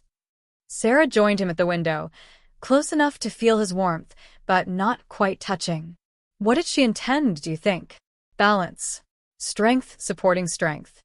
He glanced at her, and she saw the depth of emotion in his golden eyes. I've been alpha of this pack for 8 years. I've made life and death decisions, led them through wars and famines and disasters. But I've never been more terrified than I was at the thought of you in danger. Why? Because for the first time in my life, I have something to lose that would break me if it was gone. The honesty of it hit her like a physical blow. Through the bond, she felt the truth of his words, the way his entire world had shifted to center around her in just a few days. Kael, I know you don't love me yet, he said quietly. I know this bond was forced on both of us by circumstances beyond our control. But what I feel for you, it's already more real than anything I've ever experienced. Sera reached out without thinking, her fingers interlacing with his. The contact sent warmth racing up her arm, and she felt a sharp intake of breath through the bond. I don't know what love feels like, she admitted. I've spent so many years focused on survival, on duty, on keeping what was left of my family alive. But this, what's happening between us, it's not what I expected. What did you expect? Resentment. Obligation. Having to force myself to tolerate your touch. She squeezed his fingers. Instead, I wake up in your arms and it feels right. Like coming home to something I didn't know I was missing. Kael turned to face her fully, his free hand coming up to cup her cheek. That's the bond talking. Is it? Or is it just us, finding our way to something real despite everything that should make it impossible? Before he could answer, she rose up on her toes and kissed him. It was soft and tentative at first, an exploration rather than a demand. But when he responded, his arms coming around her to pull her closer, heat flared between them like wildfire. This was different from their ceremonial kiss the night before. This was choice, not duty. Want, not obligation. When they finally broke apart, both were breathing hard. "We should prepare for tonight," Sera said, though she made no move to step away from his embrace. "We should," Kael agreed, though his hands remained on her waist, his thumbs tracing patterns against her ribs. "The pack is counting on us." "They are." Neither of them moved. "If we don't survive this," Sera said suddenly, "I want you to know, I'm glad it was you. I'm glad the goddess chose you for me." Kael's smile was fierce and tender at the same time. "We're going to survive this. Both of us. And then we're going to figure out what comes next. Promise me something. Anything. Don't try to be noble and self-sacrificing tonight. Don't throw your life away to save mine. We're partners now. We live or die together." "Partners," Kael repeated, as if testing the word. "I like the sound of that." They spent the rest of the day preparing, checking weapons, studying maps, coordinating with unit leaders. But through it all, Sera was aware of the subtle shift in their dynamic.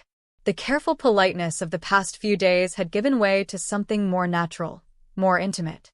They moved around each other with growing ease, anticipated each other's needs, communicated as much through the bond as through words. As evening approached and they prepared to face Thomas's forces, Sera realized that somewhere in the midst of political necessity and supernatural bonds, something genuine was taking root between them. Whether it was love or just the promise of it, she couldn't say. But for the first time since her parents' death, she had something worth fighting for that wasn't just survival. She had hope, and she had Kael, standing beside her as they prepared to face the darkness ahead. Partners in truth, not just in name. The thought filled her with strength as they moved out into the night, ready to fight for the future they were just beginning to build together. Chapter 7. The forest was alive with the sounds of impending battle, the whisper of weapons being drawn, the soft pad of paws on forest floor, the barely audible growls of wolves preparing to fight for their lives. Sera crouched beside Kael behind a fallen log, her silver daggers gleaming in the moonlight that filtered through the canopy above. "Remember," Kael murmured, his breath warm against her ear. "We stick to the plan. Hit hard, hit fast, and get out before they can regroup." Sera nodded, though her heart was hammering against her ribs. Through the mate bond, she could feel Kael's controlled tension, his alpha instincts calculating odds and escape routes. But underneath that tactical mind, she sensed something deeper, a fierce protectiveness that made her skin tingle with awareness. "Damien's unit is in position," came the whispered report from Marcus, who had materialized beside them like a shadow. Her brother looked grimmer than she'd ever seen him, his usual easy smile replaced by the hard lines of a warrior preparing for war. "And the flanking force?" "Ready and waiting for our signal."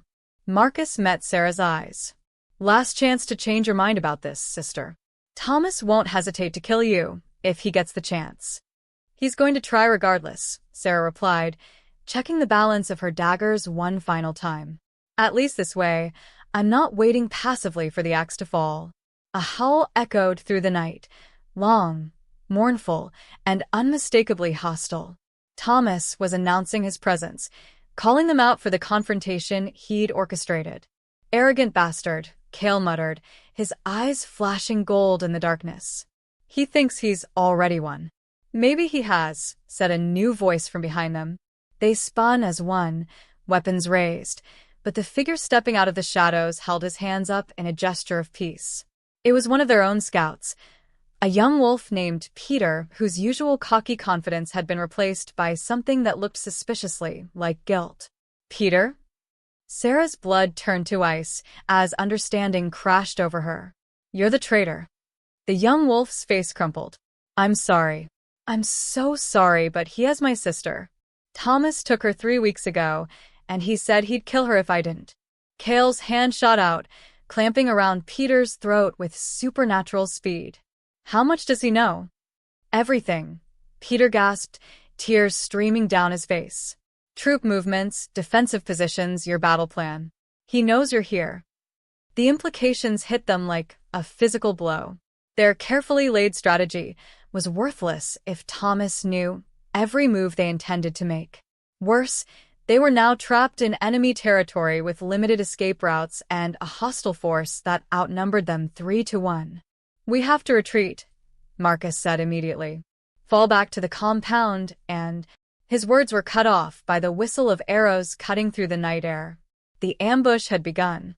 "Down!" Kael roared, tackling Sera to the ground as silver-tipped shafts buried themselves in the log they'd been hiding behind. Around them, the night exploded into chaos as wolves from both sides shifted and charged.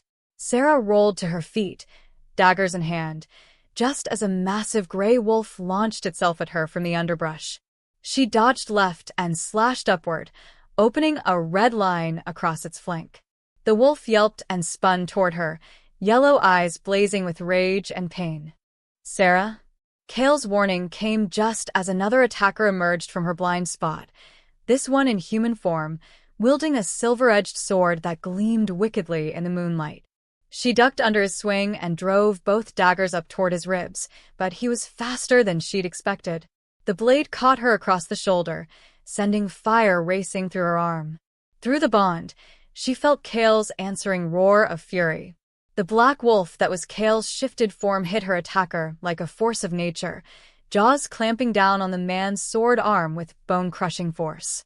The weapon dropped as the man screamed, and Kael's claws raked across his throat in a move that was both beautiful and terrible. But there were more coming, so many more. They poured out of the forest like shadows given form, overwhelming the Crimson Moon forces through sheer numbers.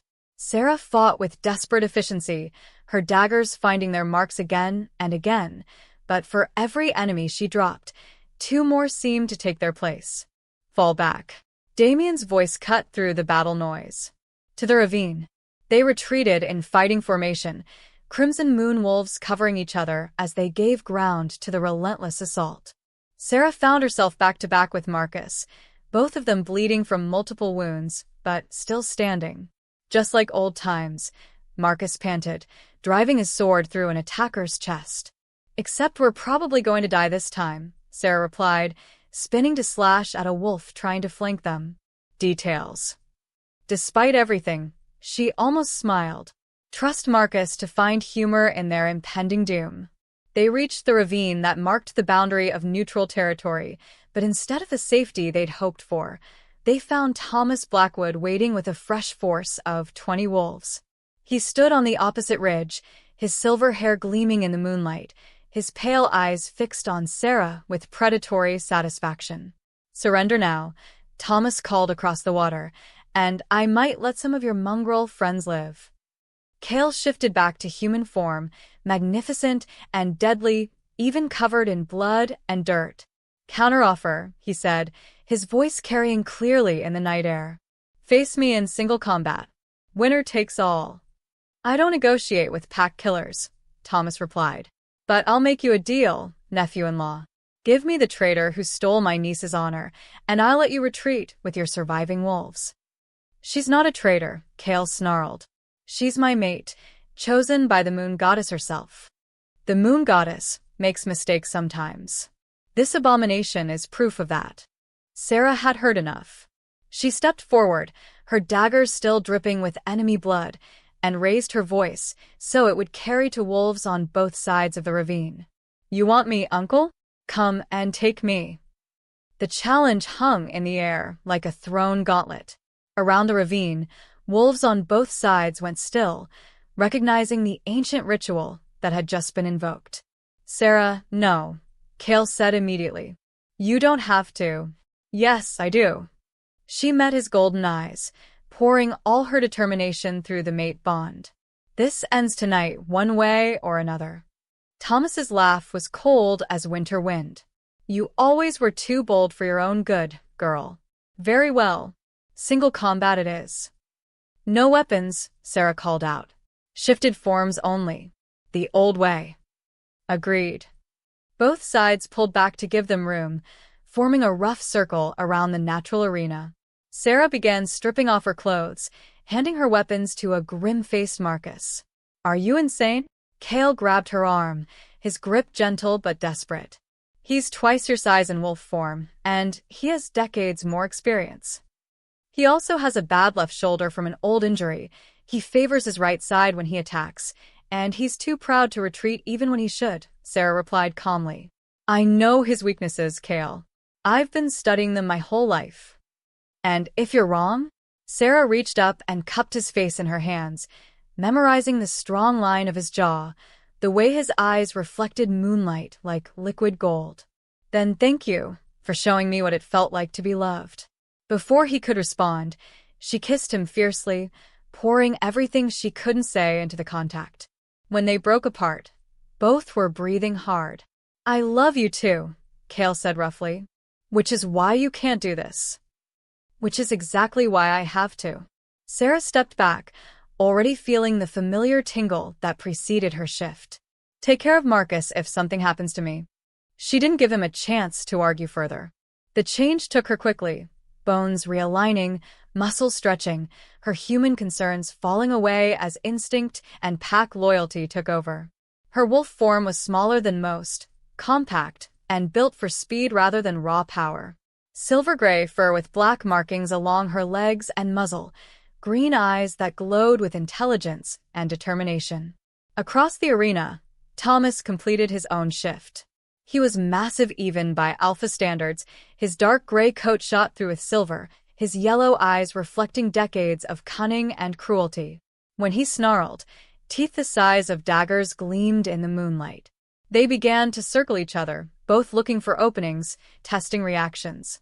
Thomas moved like a predator confident in his superiority, heavy, deliberate, designed to intimidate. Sera stayed light on her paws, constantly moving, making herself a difficult target. He struck first, lunging forward with jaws wide enough to crush her skull. But Sera had been expecting it, the same opening move he'd used in every dominance challenge she'd ever witnessed. She rolled left and snapped at his exposed flank, her teeth finding purchase in the thick fur. Thomas roared and spun toward her, massive paws swinging in arcs that would have broken bones if they'd connected. But Sera was already gone, dancing back out of range, blood on her muzzle. "First blood to me, uncle." The battle became a deadly dance after that, Thomas's raw power against Sera's speed and agility. He had reach and strength on his side, but she had youth and desperation. Every time he thought he had her cornered, she slipped away like smoke, leaving new wounds in her wake. But the fight was taking its toll. Thomas might be older, but he had stamina that came from decades of survival. Sera was beginning to tire, her movements a fraction slower, her breathing labored. Thomas sensed it too. His attacks became more confident, more aggressive. When Sera stumbled slightly on a patch of loose stone, he was there instantly, massive jaws clamping down on her left hind leg. Pain exploded through her system as bones ground together under crushing pressure. Through the mate bond, she felt Kael's answering agony, his desperate need to intervene held in check only by the sacred nature of the challenge. Thomas began to shake his head, trying to break her leg entirely. Sera twisted in his grip, using his momentum against him, and managed to sink her fangs into the soft tissue behind his ear. He released her with a howl of pain and rage, staggering backward. Sera hit the ground hard, her left leg refusing to support her weight. Blood streamed from puncture wounds, and she could feel the fractures in the bone. "Get up," she commanded herself. "Get up or die." Thomas was already recovering, yellow eyes blazing with fury. Blood matted the fur around his ear, but the wound wasn't serious enough to slow him down. He began stalking toward her, confident now that victory was within his grasp. "Poor little Sera," he said, his mental voice dripping with mock sympathy. "So brave, so foolish. Just like your parents." The mention of her parents sent rage blazing through her system, burning away pain and exhaustion. She forced herself to her feet, 3 legs supporting her weight, lips pulled back in a snarl of pure hatred. "Don't you dare speak of them." "They died begging," Thomas continued, circling her slowly. "Begging for their precious daughter's life. What do you think they'd say if they could see you now, made it to their killer? They'd say I chose love over hate, Sera replied, her mental voice steady despite the pain. They'd be proud. They'd be ashamed. Thomas lunged again, going for her throat this time. But Sera had been waiting for it, the killing blow that arrogance always demanded. At the last second, she dropped low and rolled under his leap, her fangs finding the vulnerable spot where his front leg joined his chest. Her teeth punched through fur and skin into the major artery beneath. Thomas's roar became a gurgle as blood filled his throat. He crashed to the ground, legs scrabbling weakly at the stone. Sera maintained her grip until his struggles ceased, until the light faded from his yellow eyes, until the forest fell silent except for the sound of her own labored breathing. She'd won. But as the adrenaline faded, the full extent of her injuries became clear. Her leg was definitely broken, possibly in multiple places. Cuts and bites covered her body, and she was losing blood faster than her accelerated healing could compensate for. She managed to shift back to human form, but collapsed immediately, naked and bleeding on the cold stone. Through the mate bond, she felt Kael's panic as he rushed toward her. Sera? He was beside her instantly, gathering her against his chest, his hands gentle as they assessed her injuries. Elena! Get Elena now. Did I win? She asked weakly, her vision starting to blur around the edges. You magnificent, terrifying, impossible woman, Kael said, his voice rough with emotion. You destroyed him completely. Good. Sera tried to smile, but it came out more like a grimace. Is it over? The war. It's over, Kael promised, pressing his lips to her forehead. Thomas is dead, and there's no one left to challenge her claim as rightful Blackwood Alpha. The scattered packs will follow you now. Follow us, she corrected, her hand finding his. Partners, remember?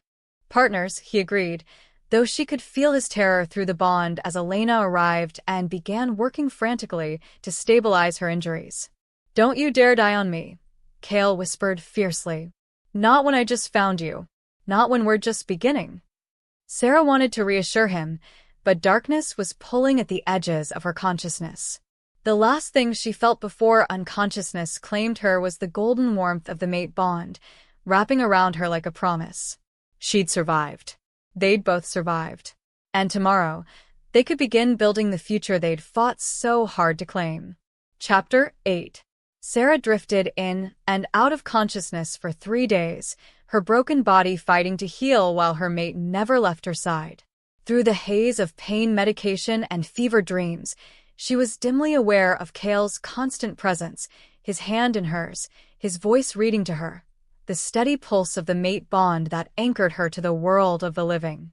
When she finally woke fully, late afternoon sunlight was streaming through the windows of what she recognized as the pack's medical wing. Her left leg was immobilized in a complex brace, and she could feel the tight pull of stitches across her ribs and shoulders. Welcome back, Elena said softly from the chair beside her bed. The healer looked exhausted, her usual bright smile replaced by relief tinged with worry. You gave us quite a scare. How long? Sera's voice came out as a hoarse croak. 3 days. Your body needed time to process the trauma. Elena moved to check her pulse, her touch gentle but professional. The good news is your leg will heal completely, though you'll need to stay off it for at least another week. The bad news is you're going to be in significant pain for a while. Where's Kael? Dealing with the aftermath of Thomas's death. There are scattered Blackwood wolves arriving hourly, all wanting to pledge loyalty to their new alpha. Elena's expression grew serious. That would be you, by the way. Congratulations on becoming the leader of 2 packs while barely conscious. Sera tried to sit up, but immediately regretted it as pain shot through her torso. I need to. You need to rest, Elena said firmly. Kael has everything under control. He's been coordinating with Marcus to manage the integration, and honestly, he's handling it better than anyone expected. He shouldn't have to handle it alone. He's not alone. He has Marcus, Damien, and the rest of the council. And more importantly, he has the knowledge that his mate is going to survive. Elena pulled a chair closer to the bed. Sera, I've never seen an alpha more devastated than Kael was when we brought you in. If you died. The unfinished sentence hung in the air between them. Through the mate bond, even at a distance, Sera could feel the echo of Kael's emotions, relief, exhaustion, and an underlying current of possessive need that made her skin warm despite her injuries. I want to see him, she said. He'll be back soon. He only left an hour ago, and only because Marcus physically dragged him away for a shower and food. Elena smiled.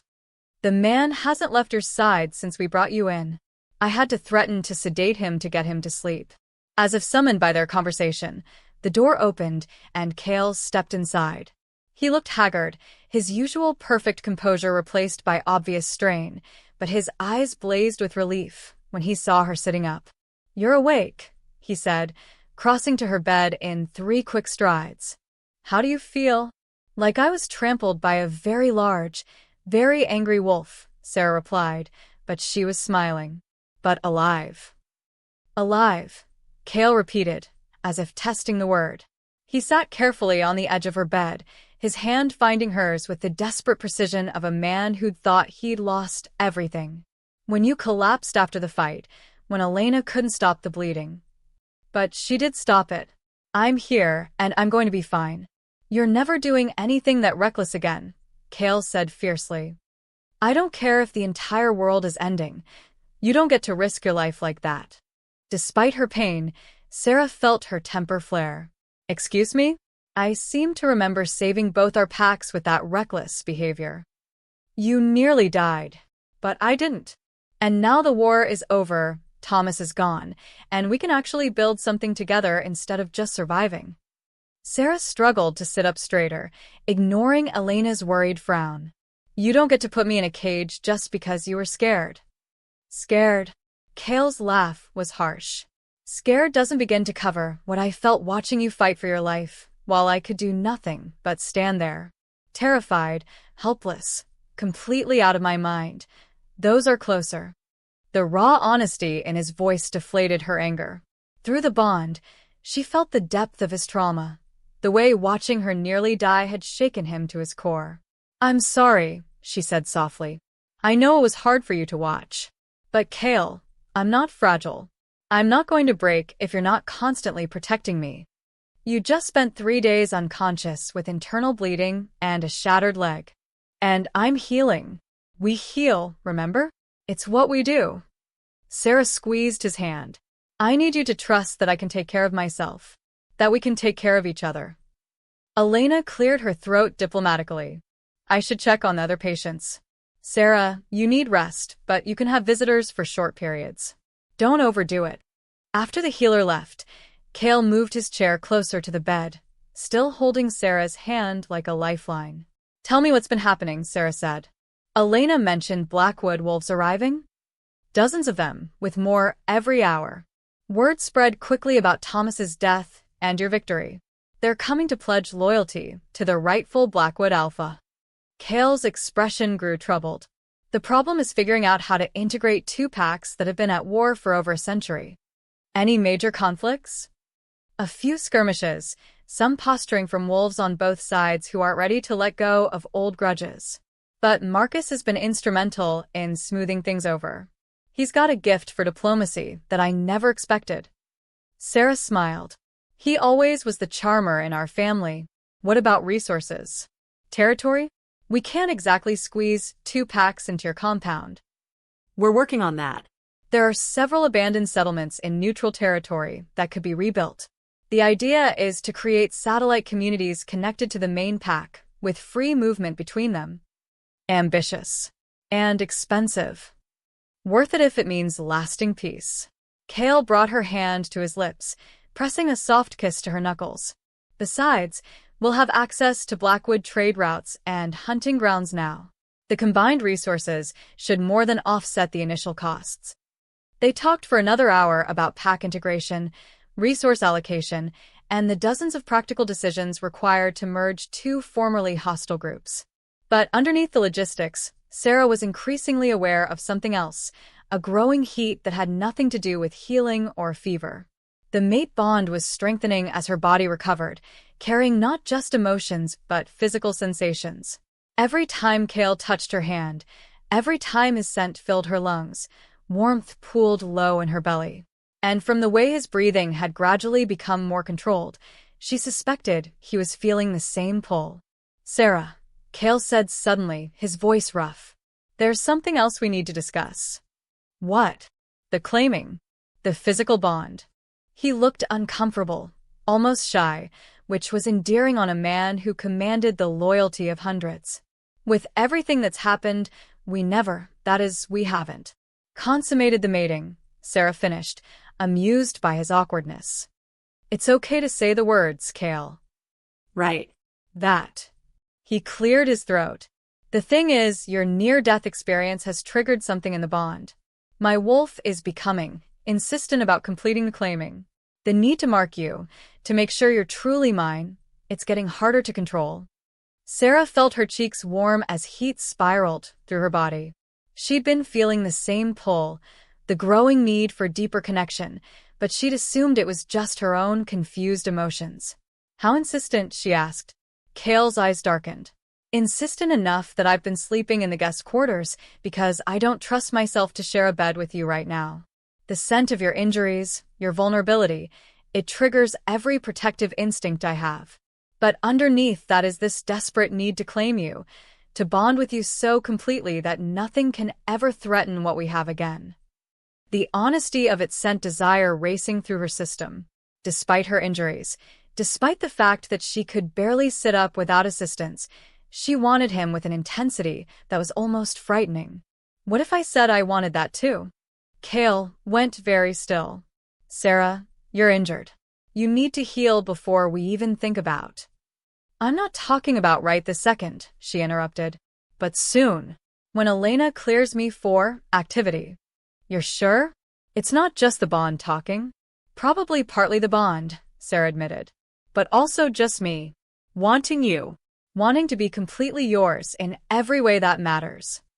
Kael's control visibly frayed at her words. The scent of his arousal filled the small room, making her own body respond despite her injuries. "How soon do you think Elena will?" "Soon," came Elena's amused voice from the doorway. "But not if you two don't stop flooding my medical wing with pheromones. Some of us are trying to work." Both Sera and Kael flushed red as Elena entered the room, clearly trying not to smile. "Sorry," Sera mumbled. "Don't be sorry, just be patient. Another few days of healing, and you should be cleared for light activity." Elena's grin became wicked. "Though I'd recommend starting slow. Broken bones and athletic pursuits don't always mix well." "Elena!" Sera protested. "What?" "I'm a healer. It's my job to make sure you don't re-injure yourself during your claiming." Elena checked her chart professionally. "Besides, the sooner you two complete the bond, the better. The unclaimed mating is making both packs nervous." "Nervous how?" Kael asked, his alpha instincts immediately alert. "Nothing dramatic, just the usual concerns. Some wolves are worried that the bond isn't fully stable without the physical claiming. Others think it's a sign of weakness or uncertainty." Elena shrugged. "Complete the bond, and those concerns disappear." After Elena left again, Sera and Kael sat in comfortable silence, both lost in thought about the near future and what it would mean for them. "Are you nervous?" Sera asked finally. "Terrified," Kael admitted. "Not about the physical aspect, but about everything else. What if I hurt you? What if the claiming doesn't work the way it's supposed to? What if—" "Hey." Sera reached out and touched his cheek, forcing him to meet her eyes. "We'll figure it out together, remember?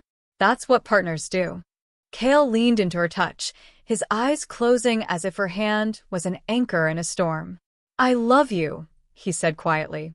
"I know I said it before, in the heat of battle, but I want you to know, it's not just the bond talking. What I feel for you is real." "I know," Sera said, her heart full to bursting. "Because I feel the same way. Love, not just bond magic. Choice, not just fate."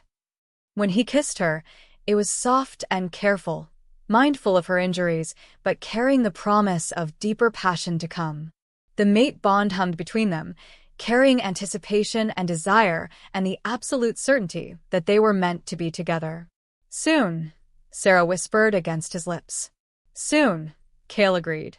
"And then nothing will ever come between us again." Outside, the sun was setting over mountains that no longer marked the boundary between enemy territories. The war was over. The packs were uniting, and in a few days, she and Kael would complete the bond that would seal their fates together forever. Sera had never been more terrified or more excited about anything in her life. But as Kael's thumb traced gentle circles on her wrist and the mate bond carried his love like a warm current through her veins, she knew with absolute certainty that she was exactly where she belonged. Chapter 9. Elena declared Sera fit for light activity on a crisp morning exactly 1 week after the battle with Thomas. The healer's knowing smile and pointed suggestions about taking things slow had left both Sera and Kael flushed with embarrassment and anticipation in equal measure. Remember, Elena had said with barely contained amusement, broken bones need time to fully heal. So no acrobatics for at least another week. Now, as evening approached, Sera found herself pacing Kael's chambers like a caged wolf, her newly healed legs strong beneath her weight. The mate bond hummed with nervous energy from both sides, carrying Kael's careful control and her own mixture of desire and apprehension. "You're going to wear a groove in the floor," Kael observed from his position by the fireplace. He was attempting to appear casual, but the rigid line of his shoulders and the way his hands gripped his whiskey glass betrayed his own tension. "Sorry," Sera said, forcing herself to stop moving. This is terrifying? Overwhelming? Completely unprecedented in both our lives." "All of the above." Sera managed to laugh. "I feel ridiculous. I've faced down enemies in battle, led warriors into combat, killed my own uncle in single combat. But the thought of this has me more nervous than anything I've ever done." Kael set down his glass and crossed to her, his movements fluid and predatory. "We don't have to do anything you're not ready for," he said softly. "The bond will wait. I will wait. That's not the problem." Sera looked up at him, taking in the strong line of his jaw, the way firelight played across his dark hair, the golden eyes that seemed to see straight through to her soul. "The problem is that I want you, so much it scares me. I've never felt anything this intense." "Neither have I," Kael admitted, reaching up to cup her face in his hands. "What we have, it's not just the mate bond anymore. That brought us together, but what's grown between us, that's all us." "How do you know?" "Because when I look at you, I don't just see my destined mate. I see the woman who fought beside me, who protected my pack, who faced down impossible odds to save the people she cared about. I see your strength, your courage, your infuriating stubborn streak that makes me want to kiss you senseless and shake you at the same time." Sera felt heat pool low in her belly at the hunger in his voice. "And what do you see when you look at me now?" Kael's eyes darkened. "I see the woman I love. The woman I want to claim so completely that there's never any doubt about who she belongs to." "I belong to myself," Sera said automatically, but there was no heat in the protest. "Yes," Kael agreed. "But you also belong with me, just like I belong with you. That's what this is, isn't it? Not ownership, but belonging." The distinction sent warmth spiraling through her chest. This wasn't about dominance or control. It was about choice, about two people deciding to bind their lives together completely. "Show me," she whispered, rising up on her toes to press her lips to his. The kiss exploded between them like wildfire. All the careful control they'd maintained over the past week shattered in an instant, replaced by desperate need and fierce possession. Kael's arms came around her, pulling her against his chest as his mouth moved over hers with increasing hunger. Through the mate bond, sensation doubled and tripled. She felt his desire as if it were her own, felt the way her scent made his wolf howl with need, felt the tight rein he was keeping on his control even as passion threatened to consume them both. "Sera," he groaned against her lips. "If we don't slow down." "Don't you dare slow down," she said fiercely, her hands already working at the buttons of his shirt. "I've been thinking about this for days. I need you, Kael. All of you." His shirt hit the floor, followed quickly by her sweater. When skin met skin for the first time, both of them gasped at the intensity of the contact. The mate bond sang between them, carrying pleasure so acute it was almost painful. "Your leg," Kael said, his voice strained as he lifted her carefully. "Elena said to be careful with your leg." "Elena said no acrobatics," Sera corrected, wrapping her arms around his neck. "I think we can manage to be creative within those parameters." Kael's laugh was rough with desire as he carried her to the massive bed. He set her down gently, his hands immediately moving to the fastenings of her jeans. "Are you sure?" he asked one last time, his golden eyes searching her face. "Once we do this, once I mark you, there's no going back. The bond will be permanent, unbreakable." "I know," Sera said, reaching up to trace the line of his cheekbone. "I want permanent. I want unbreakable. I want you." What followed was unlike anything either of them had ever experienced. The mate bond amplified every sensation, every touch, until they could barely tell where one ended and the other began. Kael's hands and mouth mapped every inch of her skin with reverent thoroughness, and she returned the favor, discovering the places that made him groan her name like a prayer. When he finally moved over her, they were both trembling with need.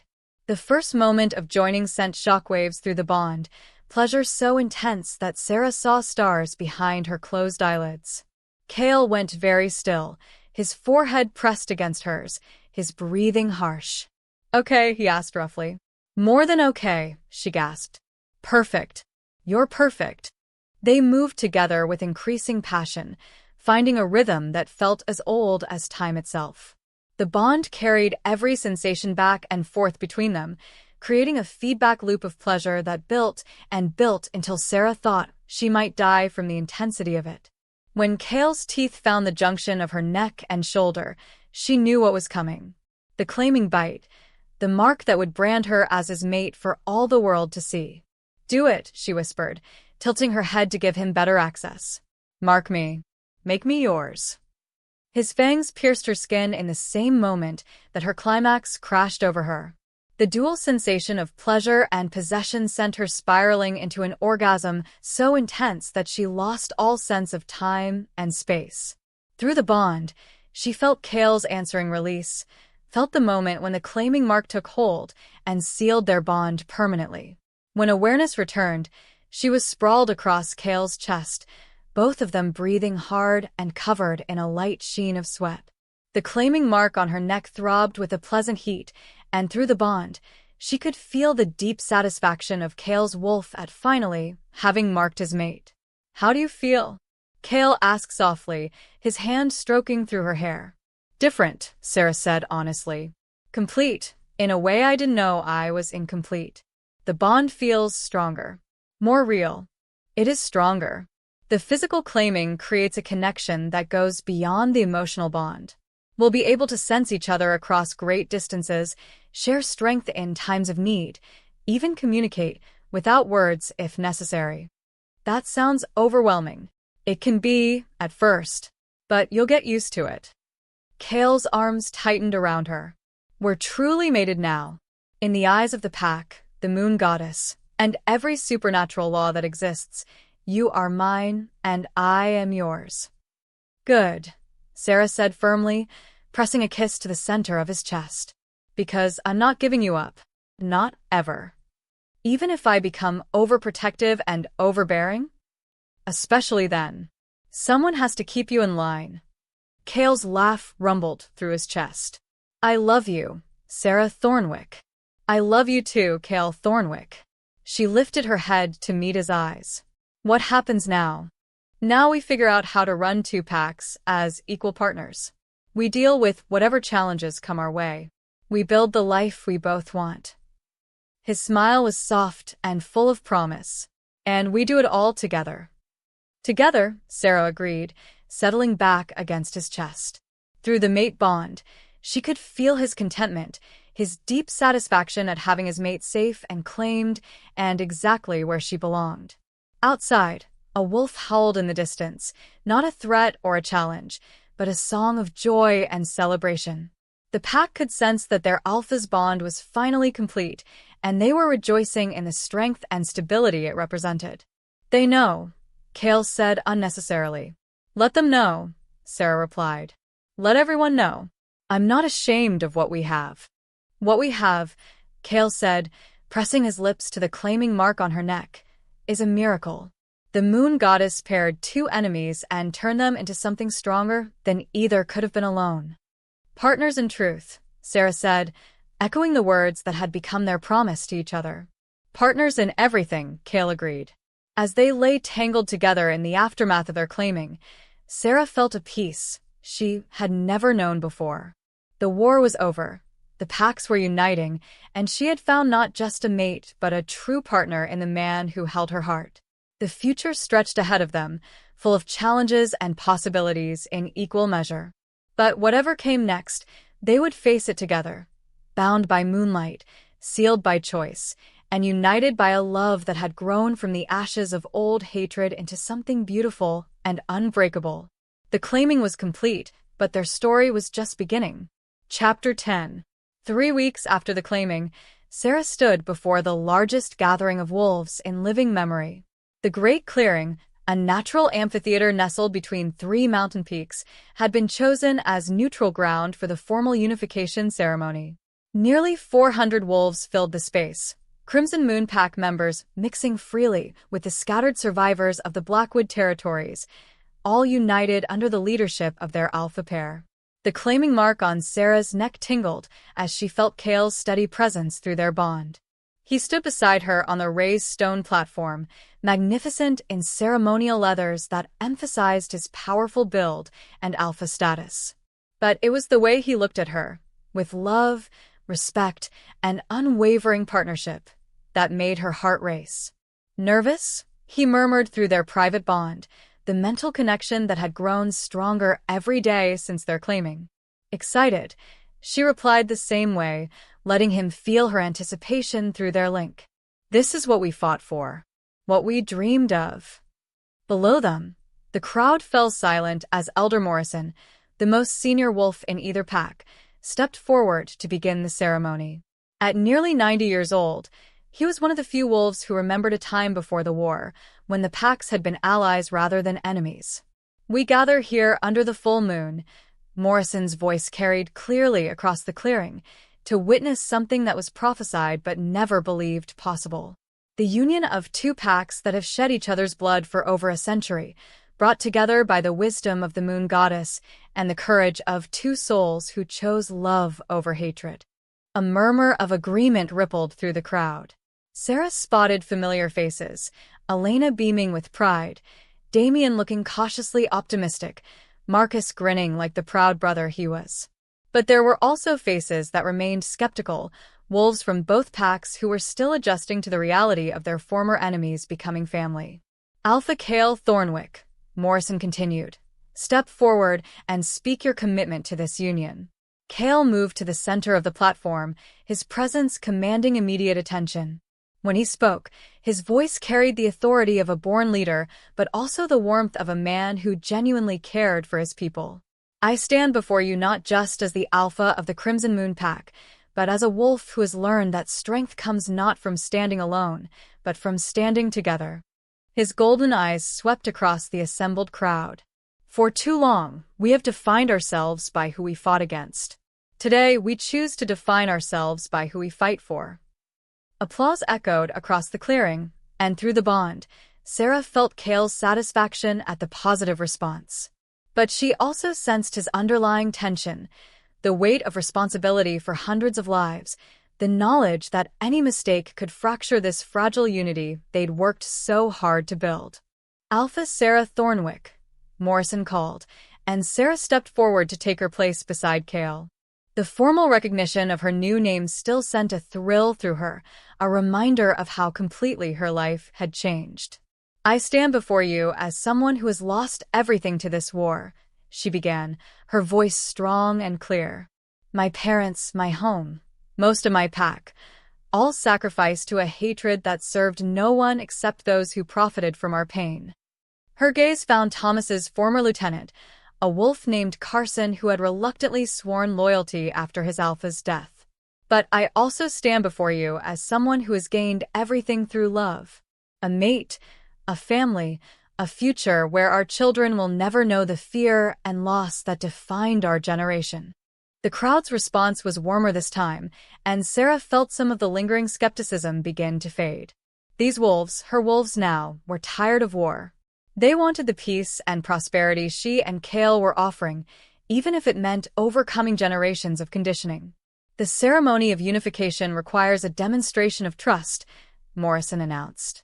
Alpha Sera, as the leader of the smaller pack, do you willingly place your wolves under the protection and authority of the Crimson Moon Pack? This was the moment that had caused the most debate in the weeks of preparation. Many of the remaining Blackwood wolves had struggled with the idea of formally submitting to their former enemies, even with Sera as their advocate. I do, Sera said clearly, but not as subjects to rulers. As equals joining a family. Alpha Kael, do you accept responsibility for the welfare and protection of all wolves who choose to join your pack, regardless of their former allegiances? I do, Kael replied without hesitation. And I pledge that no wolf will be judged by the mistakes of the past, only by their actions in the future we build together. Morrison nodded solemnly. Then let the marks of unity be shared. This was the most sacred part of the ceremony, and one that would bind the packs together in ways that went beyond political alliance. Sera and Kael moved to face each other, both drawing ceremonial daggers that gleamed silver in the moonlight.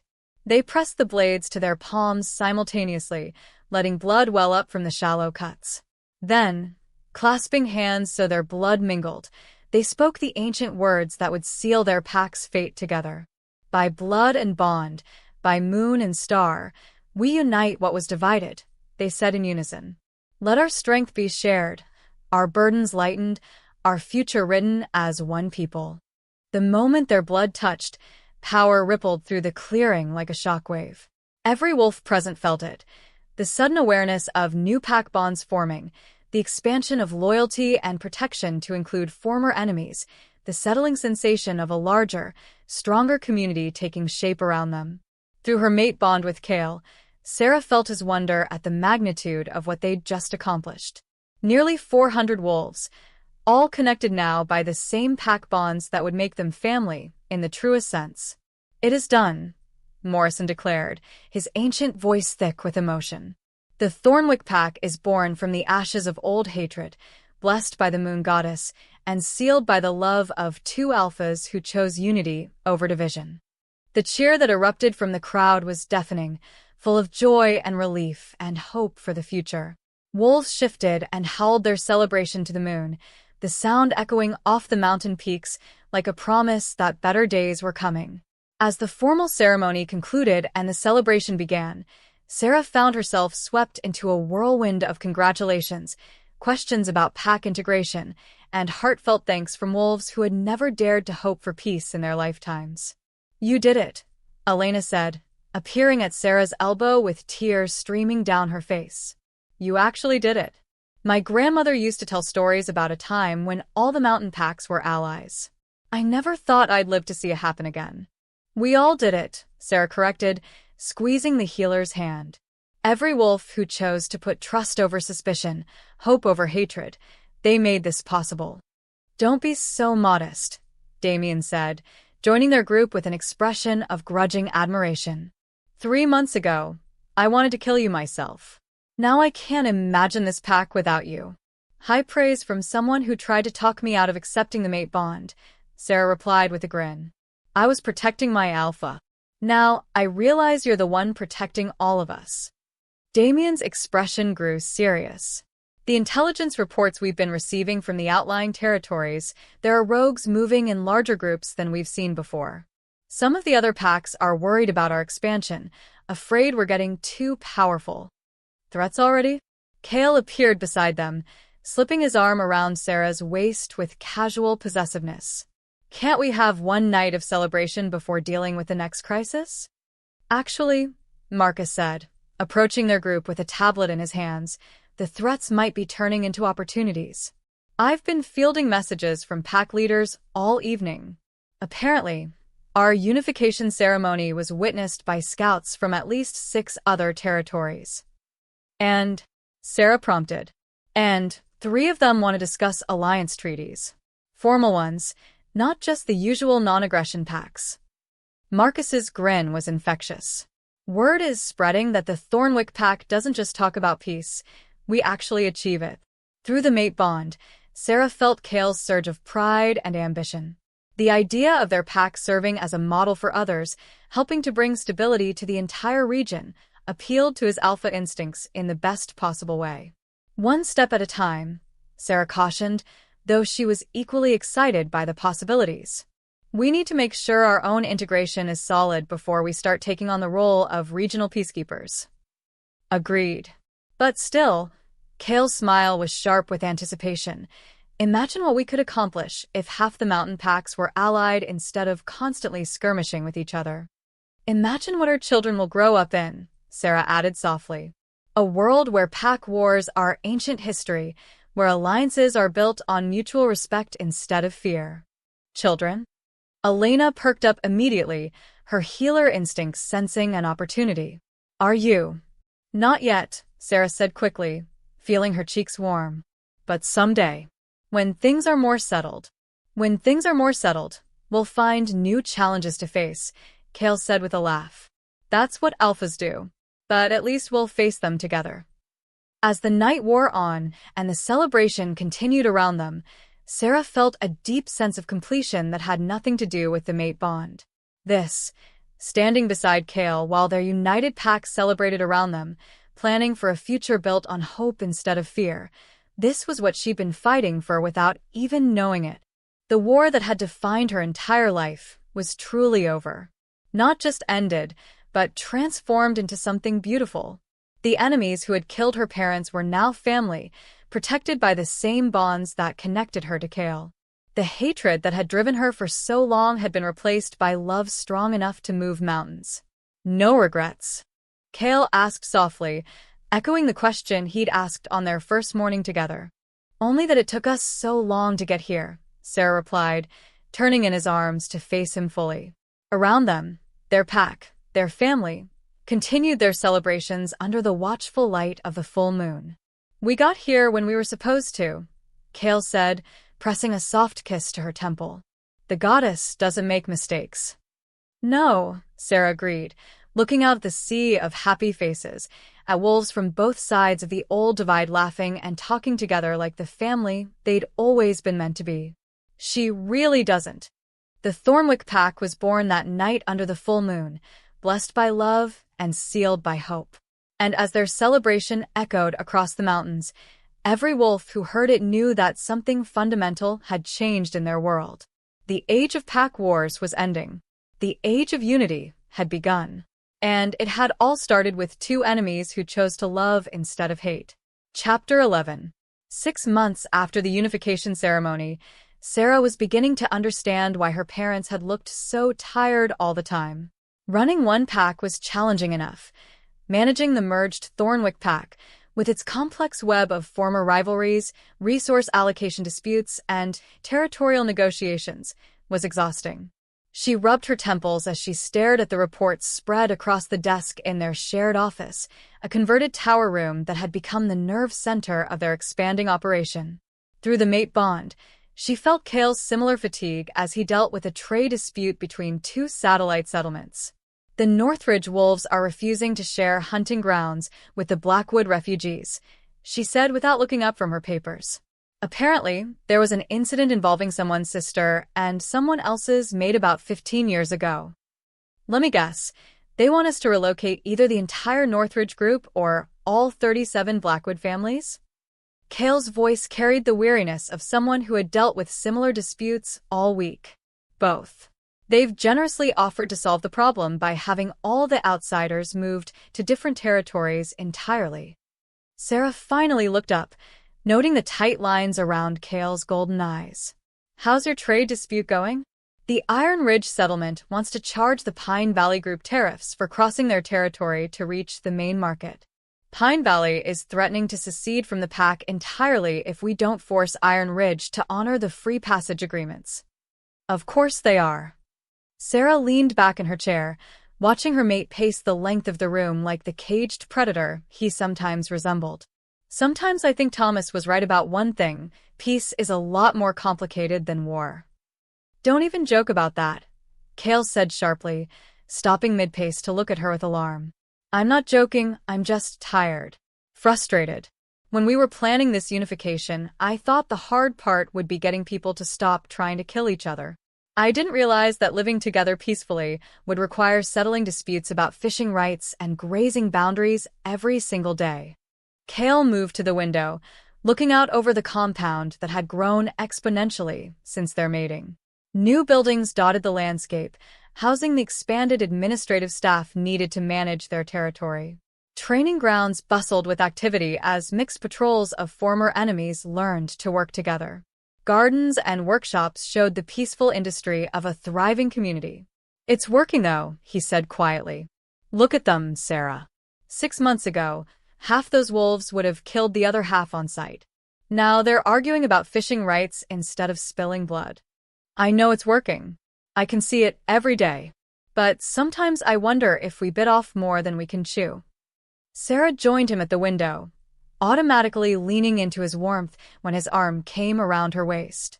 3 more packs have sent envoys asking about alliance treaties. The Council of Alphas wants us to attend their next summit to discuss regional stability. And according to Marcus's intelligence reports, there are at least 2 different rogue factions planning raids on our outer settlements. Sounds like we're making enemies as fast as we're making allies. Faster, probably. Success breeds resentment, especially among alphas who've built their power on maintaining the status quo of constant conflict. Through the mate bond, Sera felt Kael's spike of protective anger.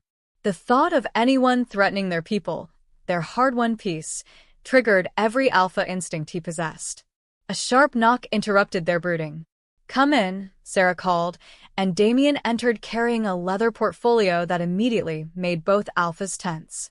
Documents in sealed folders usually meant serious trouble. We have a problem, Damien said without preamble. A big one. How big? Kael asked, already moving toward the desk. Remember those rogue factions Marcus has been tracking? They're not just random troublemakers anymore. They've organized under a single leader, someone calling himself the Shadow Alpha. And according to our latest intelligence, they're not just planning raids on our settlements. Damien opened the portfolio and spread several photographs across the desk.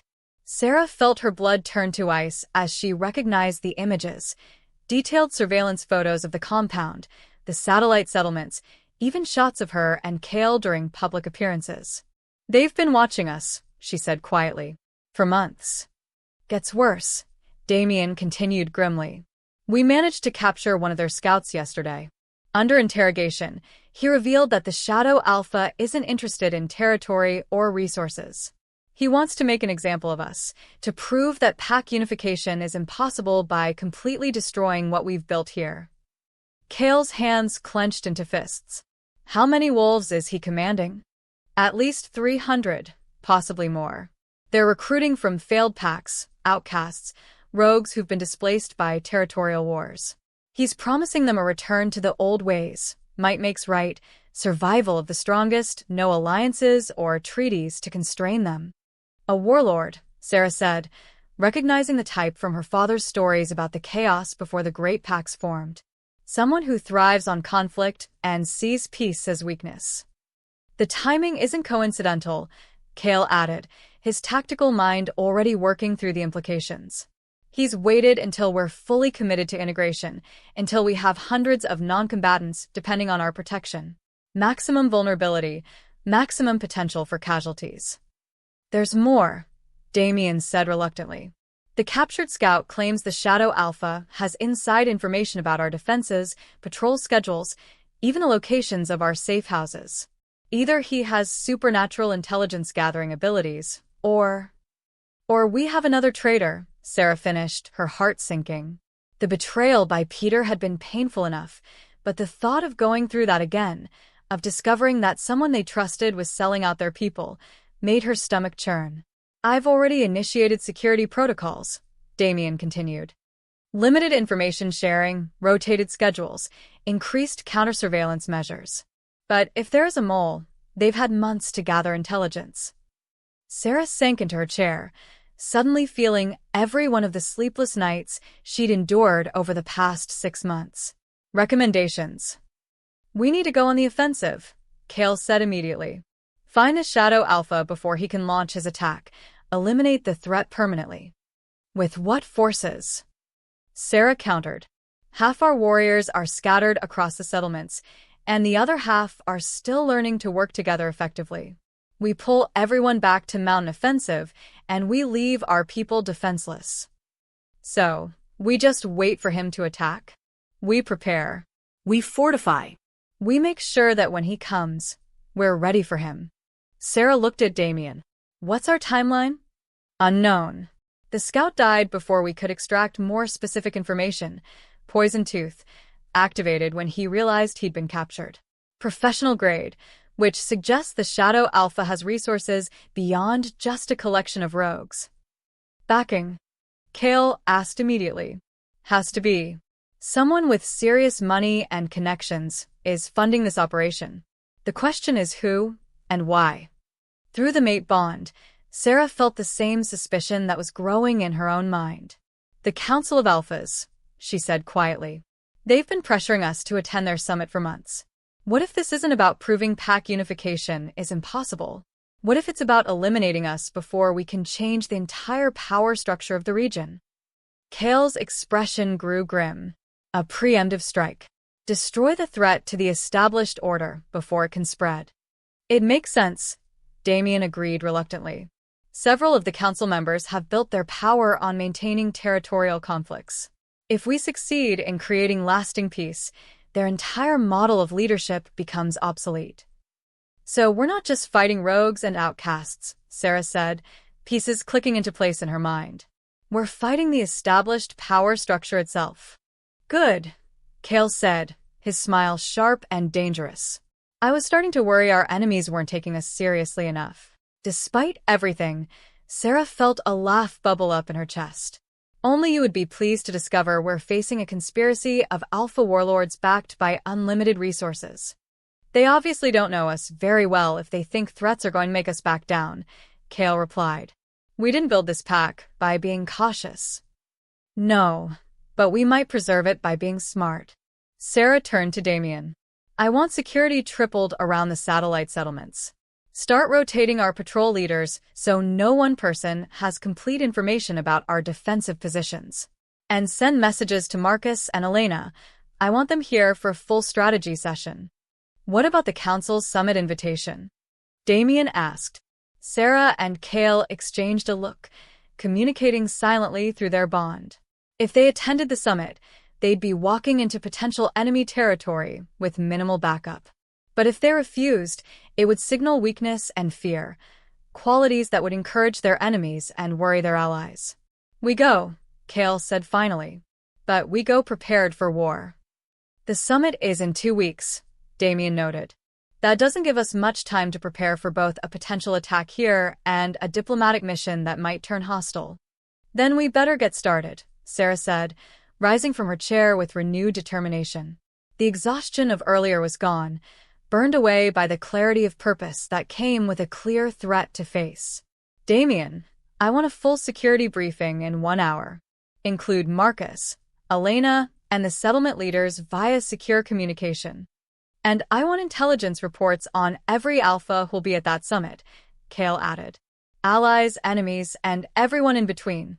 If we're walking into a trap, I want to know exactly who's setting it.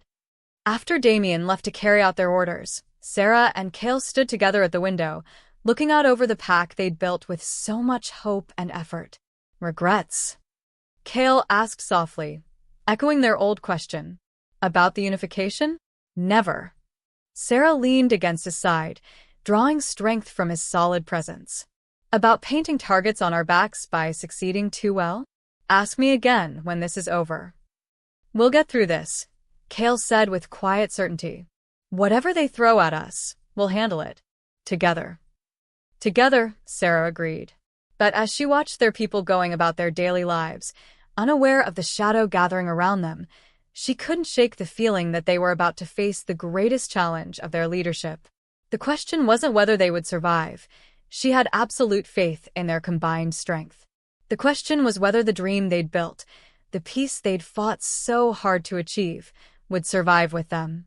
Through the mate bond, she felt Kael's matching determination and knew that whatever came next, they would face it as they had faced everything else, as true partners, united by love and strengthened by the bonds that made them more than the sum of their individual parts. The Shadow Alpha and his backers were about to learn what happened when they threatened the Thornwick pack. And Sera suspected they weren't going to like the lesson. Chapter 12. The Council Summit had been a trap, just as they'd suspected. But what the traditional alphas hadn't counted on was Sera and Kael's willingness to turn diplomatic proceedings into a supernatural courtroom, complete with evidence of the conspiracy against them and testimony from captured Shadow Alpha operatives. The revelation that 3 council members had been funding rogue attacks to prevent pack unification had shattered the old power structure completely. Some alphas had chosen exile rather than face justice. Others had embraced the new model of cooperative leadership that the Thornwick pack represented. Now, as Sera stood on the balcony of their expanded compound, watching the sun set over the mountains that had once marked enemy territory, she marveled at how completely their world had transformed. The Riverside pack accepted our alliance proposal, Kael said, appearing behind her with 2 glasses of wine and the satisfied expression of someone who just closed a particularly satisfying negotiation. That makes 12 formal allies and 6 associated territories. Sera hummed, accepting her glass but not turning away from the view. And the Shadow Alpha? Still missing, but his network is completely dismantled. Marcus thinks he's probably fled to the coastal territories, trying to rebuild with whatever rogues he can recruit. Kael moved to stand beside her, his free hand settling on the growing curve of her belly. He's no longer a problem. Sera leaned into her mate's touch, marveling as she always did at how perfectly they fit together. The baby inside her responded to Kael's presence, shifting restlessly as if already recognizing their father's voice. Active tonight, Kael observed, his palms spreading wide across her stomach. Takes after their father, Sera replied dryly. Restless, demanding, and absolutely convinced they know what's best for everyone. Or they take after their mother, brave, stubborn, and completely fearless in the face of impossible odds. I prefer your version. They stood in comfortable silence, watching their territory settle into evening routines. In the distance, she could see children playing in the communal gardens while their parents prepared dinner. Former Blackwood and Crimson Moon wolves worked side by side, their old enmities forgotten in the face of shared prosperity and safety. Any word from the healers about when? Kael's question trailed off, but Sera felt his anticipation through the bond. Elena thinks another month, maybe 6 weeks. First babies always take their time, according to her. Sera placed her hand over his, interlacing their fingers. Are you ready to be a father? Are you ready to be a mother? I asked you first. Kael's laugh was warm and rich, carrying the contentment of a man who had everything he'd ever wanted. I'm terrified and excited in equal measure. The thought of a little person who's half you and half me running around this place, it's almost too wonderful to believe. They'll be spoiled rotten by the entire pack, Sera predicted. Elena's already knitting enough baby clothes to outfit triplets, and Marcus has started carving a crib that looks more like a throne. As the first child born to the United Pack, they deserve to be spoiled. They'll be a symbol of everything we've built here. No pressure for the poor kid, Sera said with a laugh. Just carry the hopes and dreams of 400 wolves on your tiny shoulders. They'll be strong enough, Kael said confidently. With you as their mother, how could they be anything else? The baby chose that moment to deliver a particularly sharp kick, making both parents gasp. Through the mate bond, Sera felt Kael's wonder and fierce protectiveness intensify to almost overwhelming levels. Easy, Papa Wolf, she said teasingly. Save some of that protective energy for when they're actually born and getting into trouble. Our child is going to be a terror, isn't it? Kael asked with resigned affection. With your tactical mind and my stubbornness, plus whatever supernatural gifts they inherit from both bloodlines. Elena thinks they might be unusually powerful, Sera admitted. Something about the combination of two alpha bloodlines that were never meant to mix. The magical resonance is apparently off the charts. Meaning? Meaning our child might be the first true Alpha Supreme born in over 3 centuries. Someone capable of commanding absolute loyalty from any wolf, regardless of pack affiliation. Kael was quiet for a long moment, processing the implications. An Alpha Supreme would be a target from the moment of birth, coveted by every ambitious pack leader and feared by anyone who valued their independence. "We'll protect them," he said finally. "Whatever it takes." "We will," Sera agreed. "But more than that, we'll teach them to use their gifts wisely, to lead with compassion instead of fear, to build rather than destroy. Like their parents. We hope." As full darkness settled over the mountains, they moved inside, to the warmth of their chambers. The room had been modified extensively since Sera moved in, expanded to include a nursery, equipped with secure communication devices for managing their growing territory, decorated with gifts from allied packs that spoke to the respect they'd earned across the region.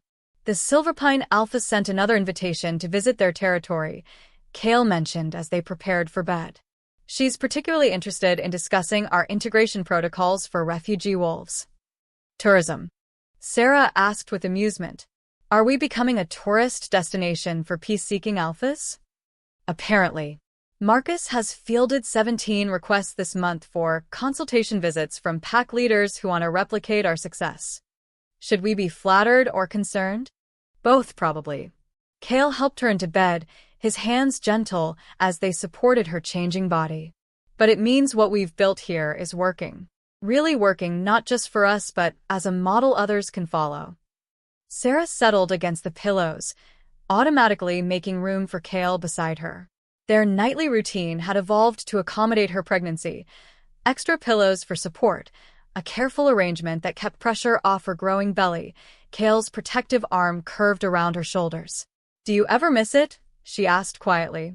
"The simplicity of when it was just war? When the choices were clear and the goals were straightforward?" "Never," Kael said immediately. "War is simple because it reduces everything to survival. But this, building something lasting, creating a legacy for our children, watching former enemies become family, this is infinitely more rewarding. Even when we're dealing with fishing rights disputes and trade negotiations. Especially then.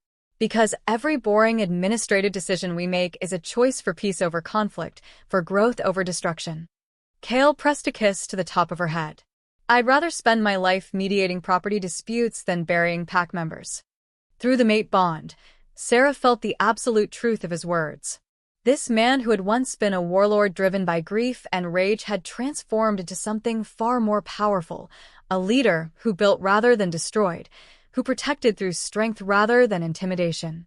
"I love you," she said, the words carrying the weight of everything they'd been through together. "I love you too," Kael replied. "More every day, if that's possible." "It's possible. I feel it too." As they settled into sleep, the baby stirring gently between them, Sera reflected on the journey that had brought them to this moment. 1.5 years ago, she'd been a refugee warrior with nothing left to lose. Now she was a Luna, a pack alpha, a wife, and soon to be a mother. She led hundreds of wolves, commanded respect across the region, and had helped create something that would outlast her own lifetime. But more than any of that, she was loved. Completely, unconditionally, fiercely loved by a man who saw her as his equal partner in everything that mattered. The moon goddess had indeed blessed them, though the path to that blessing had been painted with blood and tears and impossible choices. But every moment of pain had led them here, to this perfect life they'd built together from the ashes of old hatred. "Sweet dreams, little one," Sera whispered, her hand curved over her belly. "When you're born, you'll inherit a world that's better than the one your parents knew. A world where love wins over hate, where former enemies can become family, where peace is possible if people are brave enough to reach for it." The baby kicked once, as if in agreement, and through the mate bond, Sera felt Kael's deep contentment as he drifted toward sleep. Outside their window, The full moon shone down on a territory at peace, on settlements where former enemies shared meals and raised children together, on a pact that had become a beacon of hope for the entire region. The war was over. The future was beginning. And Sera and Kael Thornwick, bound by moonlight and sealed by love, faced it together as they always would, as true partners in every sense of the word. The moon goddess had chosen well, pairing two warriors who were strong enough to fight for peace and wise enough to build something beautiful from the ruins of the past. Their love story had become a legend, whispered around pack fires and shared as proof that enemies could become lovers, that hatred could transform into hope, that the moon goddess's gifts were always worth the price required to claim them. But for Sera and Kael, it wasn't a legend at all. It was simply Tuesday night, in a life filled with ordinary magic and the extraordinary blessing of being exactly where they belonged. Together, forever, bound by moonlight, sealed by choice, and united by a love that had conquered everything fate could throw at them. The end.